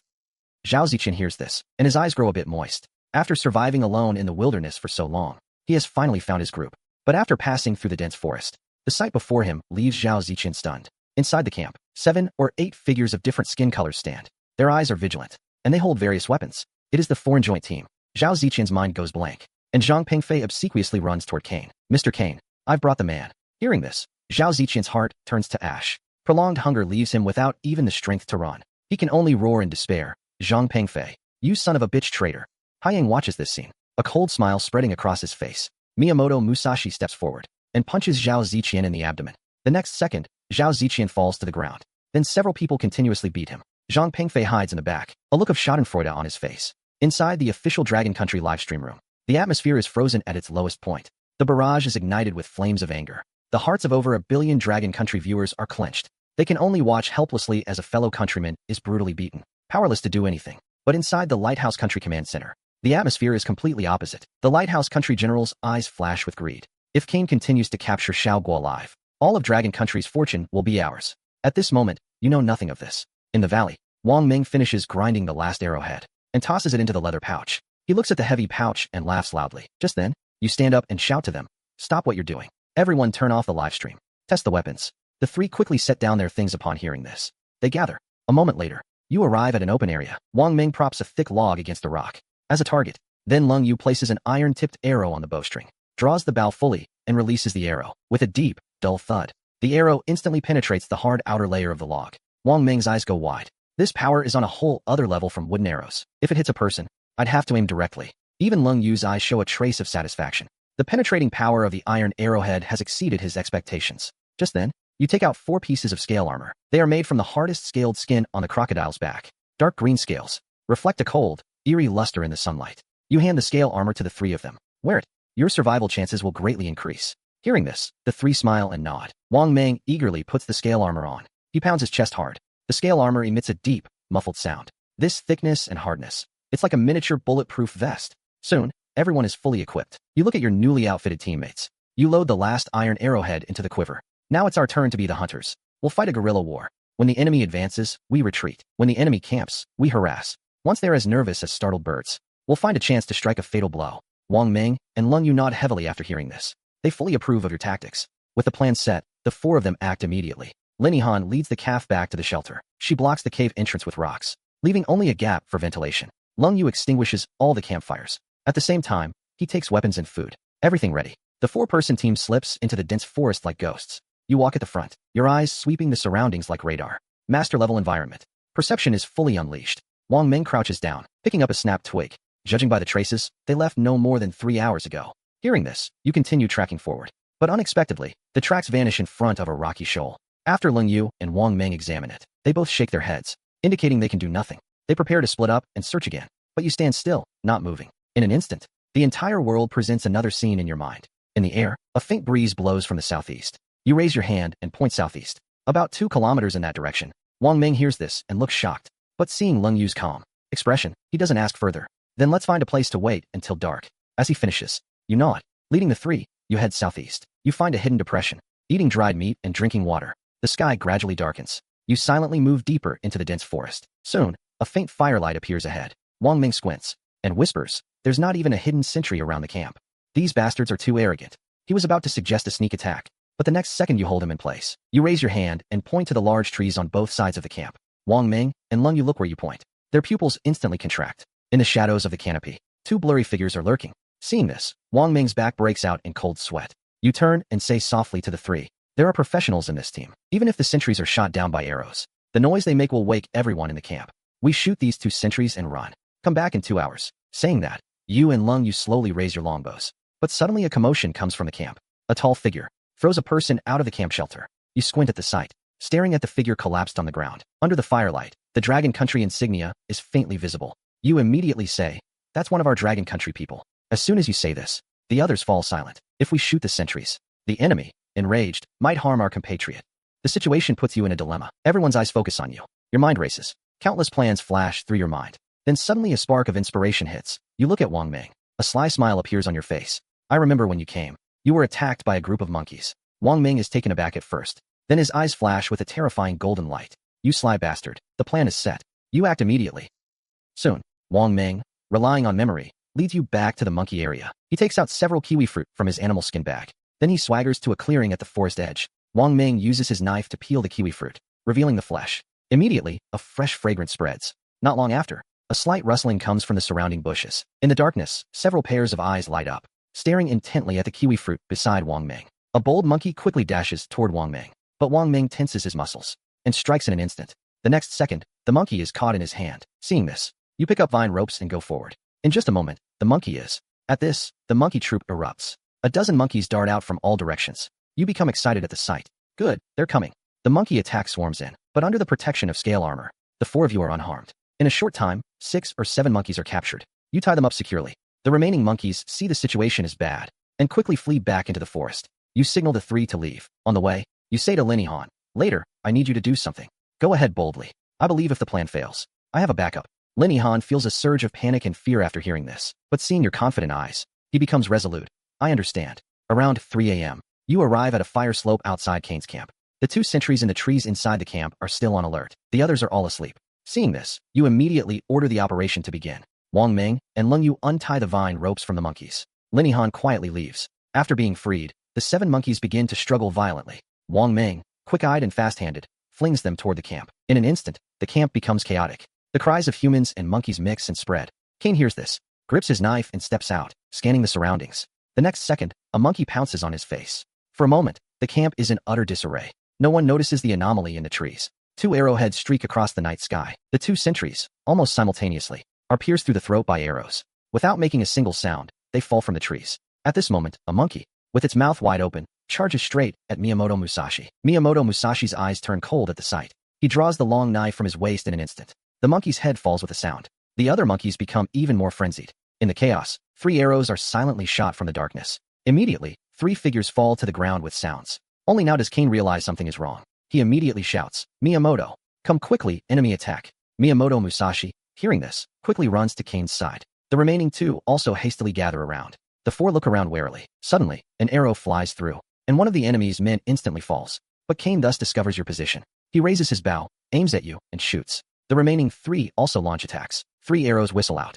You quickly lower your bodies to dodge. At the same time, You run to another side. The exchange of fire continues. Soon Kane finds something wrong. You always manage, in the moment they prepare to counterattack, to strike precisely, forcing them to dodge awkwardly. Thinking this, a hint of cruelty flashes in Kane's eyes. You two hold off the enemy. I'll go bring the hostage here. As he finishes, the three quickly disperse. After a moment, you frown slightly. In your perception, a figure is crawling out of a shelter at the camp's edge. He scrambles on all fours into the dense forest in the opposite direction, then tumbling and crawling, he frantically escapes. You are puzzled. At this time, who would run away? In the distance, moonlight filters through the leaves. A fleeing figure appears. It is Zhang Pengfei. When the camp fell into a life-or-death melee, he took advantage of the chaos to escape. No matter whose hands he falls into, he is dead either way, so he must flee. Zhang Pengfei desperately reassures himself, while quickening his pace toward the depths of the forest. The battle within the camp grows more intense. Another underling of the allied team is pierced through by an iron sword. Miyamoto Musashi sees this, grits his teeth, then suddenly draws the long knife at his waist. I'll fight you to the death. But at this moment, Kane drags Zhao Ziqian out. You Dragon Country scum. Get the hell out here, or I'll slit his throat. The scene immediately falls silent. You squint in the darkness. Linihan, according to plan, slowly approaches from behind the camp. Now Kane begins a countdown. 3, 2, 1. The next second, your figure slowly emerges from the darkness, holding a knife in your hand. With a calm expression, you say, I'm out. Then, Kane sees you. A cruel smile appears on his face. Drop your weapon, and make your companions come out too. Hands behind your head, kneel on the ground. Or else, you know what happens. Having said that, Kane tightens his grip on the knife and presses it against Zhao Ziqian's throat. Seeing this, you shout loudly, Good Lung. You Wang Ming come out. Then you throw the knife down at your feet. Lung Yu and Wang Ming immediately understand. They put on expressions of reluctance and anger. Slowly walks over. At this moment, Kane's smile grows even wider. I'll tie you up right now, and trade you to Dragon Country for resources. Hand over your pistol. Hearing this, the corner of your mouth curls up. The pistol is not with me. Kane hears this, is stunned for a moment. As the words fall, Linihan's figure appears behind Kane. She grips the pistol tightly, aiming at the back of Kane's heart. A crisp gunshot sounds. Blood instantly blossoms on Kane's chest. His eyes are filled with absurdity and reluctance. Then he falls backward, and Miyamoto Musashi is still caught in shock the next second. You grab the dagger from the ground, take a big stride forward, and lunge straight at the frozen Miyamoto Musashi. A gleam of cold light cuts through the night. Miyamoto Musashi falls to the ground. Blood spurts from his neck. At this moment, Lin Ihan collapses to the ground. Panting heavily, you walk up with a smile, and say, Nice work. Lin Ihan hears this, lifts her head, and looks into your smiling eyes. The fear in her heart instantly fades away. Just then, a cold mechanical voice sounds. Number of deaths among Woku Country contestants exceeds 10. National fortune penalty mechanism activated. All citizens of Woku Country have their constitution reduced by 1. At the same time, all high-level officials in the Woku Country Command Center turn pale, and countless people in Woku Country itself fall to the ground. After a moment of pain, the mechanical voice sounds again. Dragon Country is the primary killer. National fortune mechanism triggered. All citizens of Dragon Country have their constitution increased by 1. This reward does not apply to contestants. Participants. In an instant, the entire Dragon Country erupts in jubilation. Countless people feel the change in their bodies, as if a warm current surges from all their limbs and bones, instantly dispelling all injuries and fatigue. At this moment, everyone is applauding and cheering for your team. In the wilderness, your faces are also filled with joy and pride. A blazing confidence ignites in your eyes. This is only the first step. Quickly rescue people, then clean up the battlefield. Check the spoils. We still have a lot to do. As the words fall, the 4 of them quickly get into action. Meng gathers all the weapons and supplies in the center of the camp. You expressionlessly strip the wet clothes off your body, and Lung Yu runs to Zhao Ziqian's side to check his injuries, finding that he only has some superficial wounds and is not in life-threatening danger. So Lung Yu takes out a water bottle from her backpack and gives Zhao Ziqian a drink. After a moment, Zhao Ziqian wakes up. He sees Lung Yu tending to his wounds, tears instantly streaming down his face. Thank you, the one who tricked me into coming here. Has the traitor Zhang Pengfei been caught? After saying this, he falls unconscious again, and Lung Yu pauses briefly. She quickly comes to your side and says, he's not in life-threatening danger, but he's very weak. Also, he said that Dragon Country contestant Zhang Pengfei has already defected. At this moment, your movements stop. So the one who escaped earlier was him. This thorn must be removed as soon as possible. But it's too dangerous to pursue recklessly with a wounded person now. Let's rest for a while first, and then make plans. Lung Yu nods at this. You gather the 3 of them. For the next 3 hours, I'll stand watch. You all get some rest. The others have no objections, each finding a place to rest. You keep pondering future plans. There will be more and more enemies ahead. We need more sophisticated weapons and defenses, such as chain locks and Zhuge repeating crossbows. One by one, concrete plans take shape in your mind. Time passes imperceptibly. Warm sunlight filters through the leaves. In the camp, everyone gradually wakes up. Lung Yu soaks some dried meat and hands it to Zhao Ziqian. Zhao Ziqian takes it and immediately wolfs it down. Soon, the 5 of them sit together eating. Zhao Ziqian tells the whole story from beginning to end. After hearing it, everyone is filled with anger. Your gaze sweeps over the group, and you say, quickly tally the supplies. Take everything useful and head home. The others immediately spring into action. There are simply too many captured spoils, filling over a dozen backpacks to the brim. Wang Ming uses vines and wooden sticks to make a simple travois, and only then are all the supplies loaded. They slowly move toward the valley shelter. Suddenly, the livestream watch vibrates. A message from the command center pops up, calling on all Dragon Country contestants to execute the traitor Zhang Pengfei. Additionally, based on long-term observation and data analysis, a pattern for resource return is hereby announced. For fixed resource points, contestants must continuously utilize the resource within 1 week to have a high probability of triggering a 10,000-fold return. Finally, information on the previously reported Asian face with a gun. This contestant has been confirmed to belong to Cambodia. His weapon is a short-barreled shotgun. Seeing this message, you feel both joy and worry. That stream beside the valley will have been used continuously for 7 days tomorrow, but the gunfire of the Cambodian contestant is far more powerful than ours. At least we now know the key information. Thinking this, you say, meet the soldiers with arms and the water with an earth dam. His bullets will run out sooner or later, but we can use the resources to obtain an endless supply of weapons. As soon as these words are spoken, the gloom over the team lifts. Just then, a fragrant smell wafts over. Your eyes light up. Pointing toward the monkey forest, you say, there's something good there. Everyone, follow me. The others look puzzled, but still follow your lead. Half an hour later, you arrive at the monkey forest. Dozens of monkeys spot you and instantly become agitated. They swarm from all directions, throwing stones and rotten fruit. Seeing this, you quickly give orders. Directly drive them away or kill them. Wang Ming, I'll charge head-on. To draw the main force, Lung Yu and Yi Han clear the stragglers from the sides. As the words fall, Wang Ming charges out like a wild bull. He uses the pot lid as a shield to break the monkey's formation. You flash out from the side like a ghost, swinging your long knife to send several monkeys flying. In less than a minute, the monkey horde is completely routed. After letting out a reluctant shriek, the Monkey King leads the troop in flight. Now Wang Ming looks at you and asks, what's this good thing you mentioned? But you close your eyes and say nothing. You just fully activate your master-level environmental perception. Then you walk over to a huge fallen dead tree. In the middle of the stump, a natural tree hollow has formed. The opening is blocked by rotten leaves and moss. You gently push aside the debris at the entrance with your dagger. The next second, a rich fragrance of wine pours out from the tree hollow. You burst out laughing. This is monkey wine. Quickly, get a pot to hold it. Wang Ming catches the scent and nearly jumps up in excitement. He hurriedly grabs a pot and water bottle and runs over. You and Lung Yu work together to widen the tree hollow. At the bottom of the hollow, there is a layer of amber-colored viscous liquid. Various wild fruits are also soaked in the liquid. Seeing this, Wang Ming picks up the pot and starts ladling the wine quickly. The others immediately help. They don't stop until they've filled 3 military pots and 2 water bottles. Wang Ming laughs and seals the tree hollow with leaves, leaving a little for them to remember. Maybe it will produce again later. Just then, Zhao Ziqian accidentally glances at an open area ahead, a patch of plants with leaves that look familiar. So Zhao Ziqian slowly walks over. He reaches down and digs into the soil. Just then, Zhao Ziqian casually swept his gaze across an open patch ahead. The clusters of plant leaves looked somewhat familiar. So Zhao Ziqian slowly walked over. He reached down and dug into the soil. Immediately after, you freeze in place. It's sweet potatoes. Everyone, hearing the sound, quickly gathers around. Before them, a large patch of wild sweet potatoes stands quietly. At that moment, the global announcement sounds. Dragon Country contestant Zhao Ziqian discovers the crop sweet potato, triggering a 10,000-fold return. Within Dragon Country's borders, random areas generate tens of thousands of high-quality sweet potato fields. The announcement explodes like a bomb in Dragon Country's livestream. The barrage becomes a carnival of cheers. Everyone in the forest bursts into laughter. Then they start digging the ground. Soon, the ground is piled with countless sweet potatoes and sweet potato leaves. The group returns fully loaded. Their mood is unprecedented in its lightness. But when they return to the valley, everyone immediately stops in their tracks. In the center of the camp, a blurry, massive dark figure is leisurely strolling. At the valley entrance, the atmosphere instantly freezes. You quickly activate master-level environmental perception. The outline of that behemoth in your mind becomes increasingly clear. It looks like a cow. As if thinking of something, you quickly lead everyone into the camp. At that moment, the giant cow turns its head to look at you, and by its feet, a small calf rubs against it affectionately. Lin Han covers her mouth and says, it's the calf's mother. As the words fall, the giant cow lets out a deep, gentle moo. The calf happily runs over to Lin Han. The tense atmosphere instantly dissipates. Everyone steps forward to observe the mother. Your gaze fixes on the cow's flanks and hind legs. Several deep claw marks are clearly visible. Seeing this, Lung Yu quickly steps forward and says, let me treat its wounds.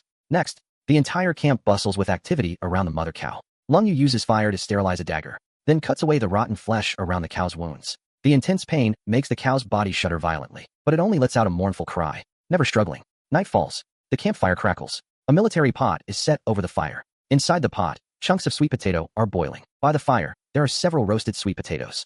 Everyone sits around the campfire. The mother cow lies docilely not far away. The calf nestles beside her, eating sweet potato leaves. At this moment, the shelter feels like a safe home. Wang Ming, grinning, hands a roasted sweet potato to Zhao Ziqian. Our great hero. Eat more. Tomorrow, Brother Gua and I will go into the woods to get some game. Paired with monkey wine. It'll be absolutely fantastic. At that moment, Lung Yu is cleaning the dishes. She speaks calmly. Our shelter here is getting more and more cramped. We need to think about housing first. You nod upon hearing this. Starting tomorrow, we'll build a few more shelters. We also need to put up a cow sheet for the 2 cattle. Everyone nods in agreement. Soon, the night deepens. The campfire slowly dies out. The group, one by one, crawls into the shelter to rest.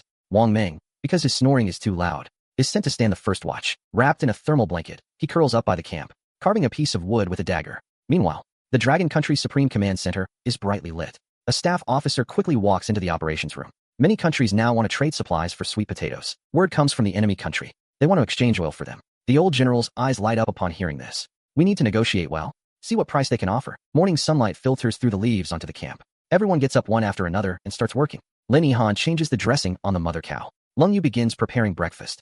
Zhao Ziqian, leaning on a wooden stick, collects cattle feed. You look at the sky and say, Wang Ming and I will go hunting. You guys plan out the locations for the new shelters here in camp. Everyone nods in agreement. After a simple breakfast, you and Wang Ming move through the forest. About an hour later, you pick up on traces of animal scent. So you take Wang Ming and follow the scent. Soon, there are clear trampling marks on the ground. At the same time, several plants are snapped in half. The breaks are still fresh. Seeing this, you say, there's a big one ahead. Judging by the tracks, it weighs at least 300 G, and it seems to be eating something. Hearing this, Wang Ming has a glint of excitement in his eyes. Next, you take Wang Ming around to the downwind side, then slowly approach the target bit by bit. Soon, the sound of chewing comes through. You see a giant wild boar right there, eating. Its sharp tusks keep grinding and making noise. You quickly scan the surrounding terrain.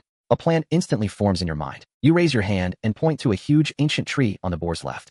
I'll draw its attention from the front. You circle around behind that tree. I'll lure it toward the tree. The moment it stops, that's your cue to strike. Hearing this, Wang Ming worries. Can I stab through it?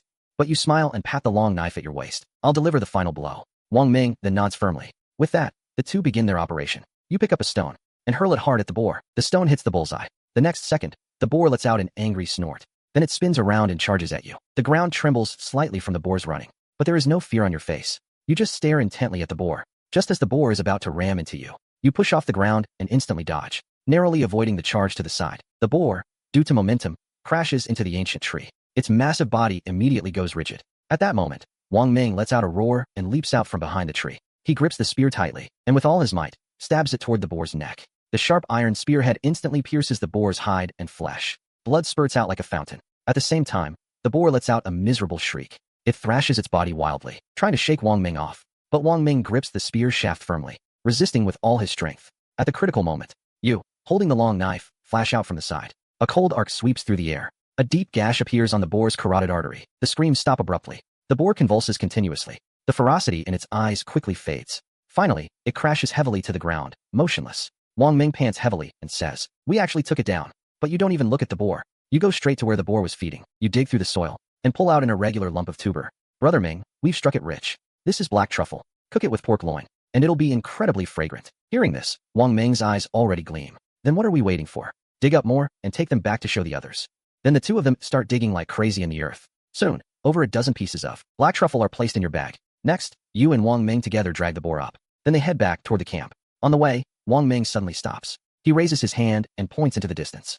"Brother Gua, look over there." Hearing this, you follow the direction he points. You see, on a very distant ridgeline, a faint wisp of blue smoke rises slowly. Seeing this, you say calmly, "It's too far away. Let's not worry about it for now. Let's go back to camp first. We'll deal with it after we settle down." Hearing this, Wang Ming nods. The two continue dragging the boar back. At the camp, Lung Yu is instructing Zhao Ziqian on planting sweet potatoes. Lin Yihan is washing everyone's changed clothes to the side. The mother cow and calf are leisurely grazing. Just then, Wang Ming's voice comes. "We're back." Everyone looks up. When they see the wild boar, all their eyes go wide. Lung Yu quickly steps forward, circling the boar. "This must be over 300 gene, right?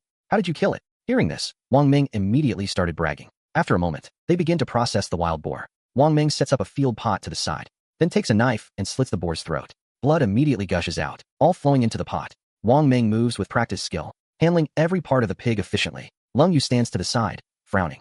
"That's a lot of meat. We can't finish it all at once. We'll have to cure it to preserve it." You nod. You pull a few black truffles from your bag, saying, "I'll make everyone a good dish today."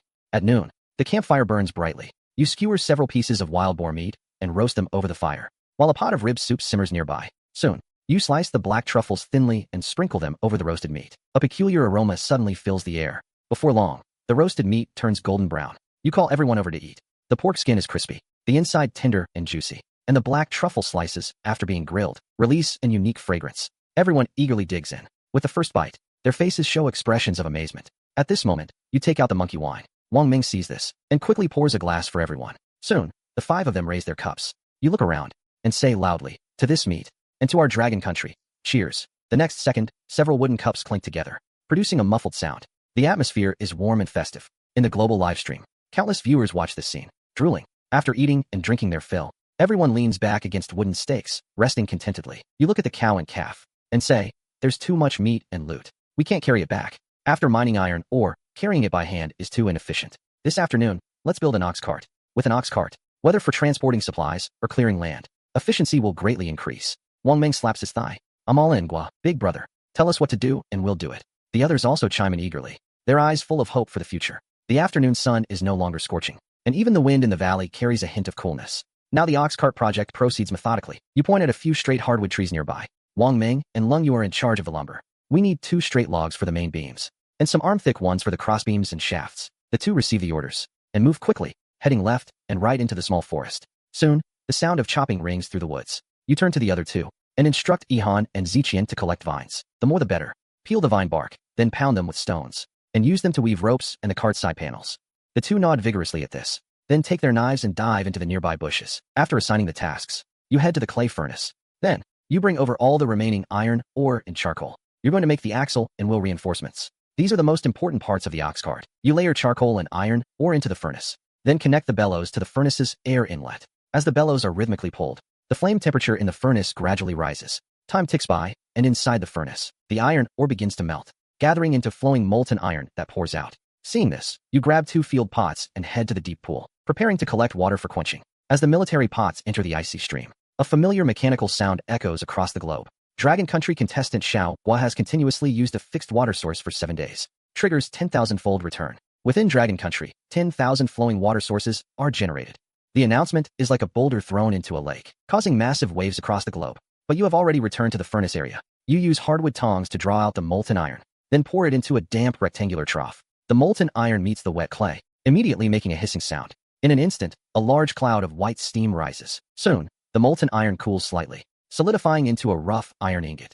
You promptly clamp it out, placing it on a large piece of granite. Then you use a knife to chisel a groove into one end of the iron ingot, and finally insert a piece of hardwood into it. What follows is repeated hammering. The iron ingot. You forcefully beat it into a nearly perfect cylinder. By now, Lung Yu and Wang Ming have returned to camp. Wang Ming stares at you, eyes wide. "Brother Gua, were you a blacksmith in a past life?" You don't answer. Just continue focusing on your work. Next, you forge for ring-shaped iron hoops and 2 disc-shaped iron plates with a center hole to reinforce the wooden wheels. Lung Yu watches him quietly from the side. She can feel the ultimate professionalism and confidence radiating from you. While you forge the metal parts, the others aren't idle either. Following your instructions, they begin assembling the completed components. When all woodworking and metalwork are ready, the critical assembly step begins. You fit the red-hot iron hoop over the edge of the wooden wheel. Immediately, a pungent scorching smell rises with white smoke. You lift a pot of water and pour it over the iron hoop. The hoop contracts sharply as it cools, tightly binding the wooden wheel. Finally, the connections and fastenings between the parts. Time passes slowly, and a simple ox-drawn cart appears before everyone. Everyone gathers around the ox cart, their faces full of accomplishment. After a moment, Lin Han leads the cow over. You and Wang Ming make a simple yoke from animal hide, then carefully fit it onto the cow. The cow lowers its head voluntarily. Very cooperative. Next, you connect the yoke to the cart shafts, then load several large rocks onto the cart. You gently tug the reins. The cow moves softly and slowly steps forward. The next second, the wooden wheels press 2 deep ruts into the grass. Lin Han jumps up excitedly. "We did it. We really did it." The others watch this scene, their eyes shining with brilliance. At this moment, the future, like a scroll, is firmly in your hands. When the scroll unfurls, it reveals a landscape of mountains and rivers, where everyone in the picture has no worries about food or clothing, and all faces are radiant with happy smiles.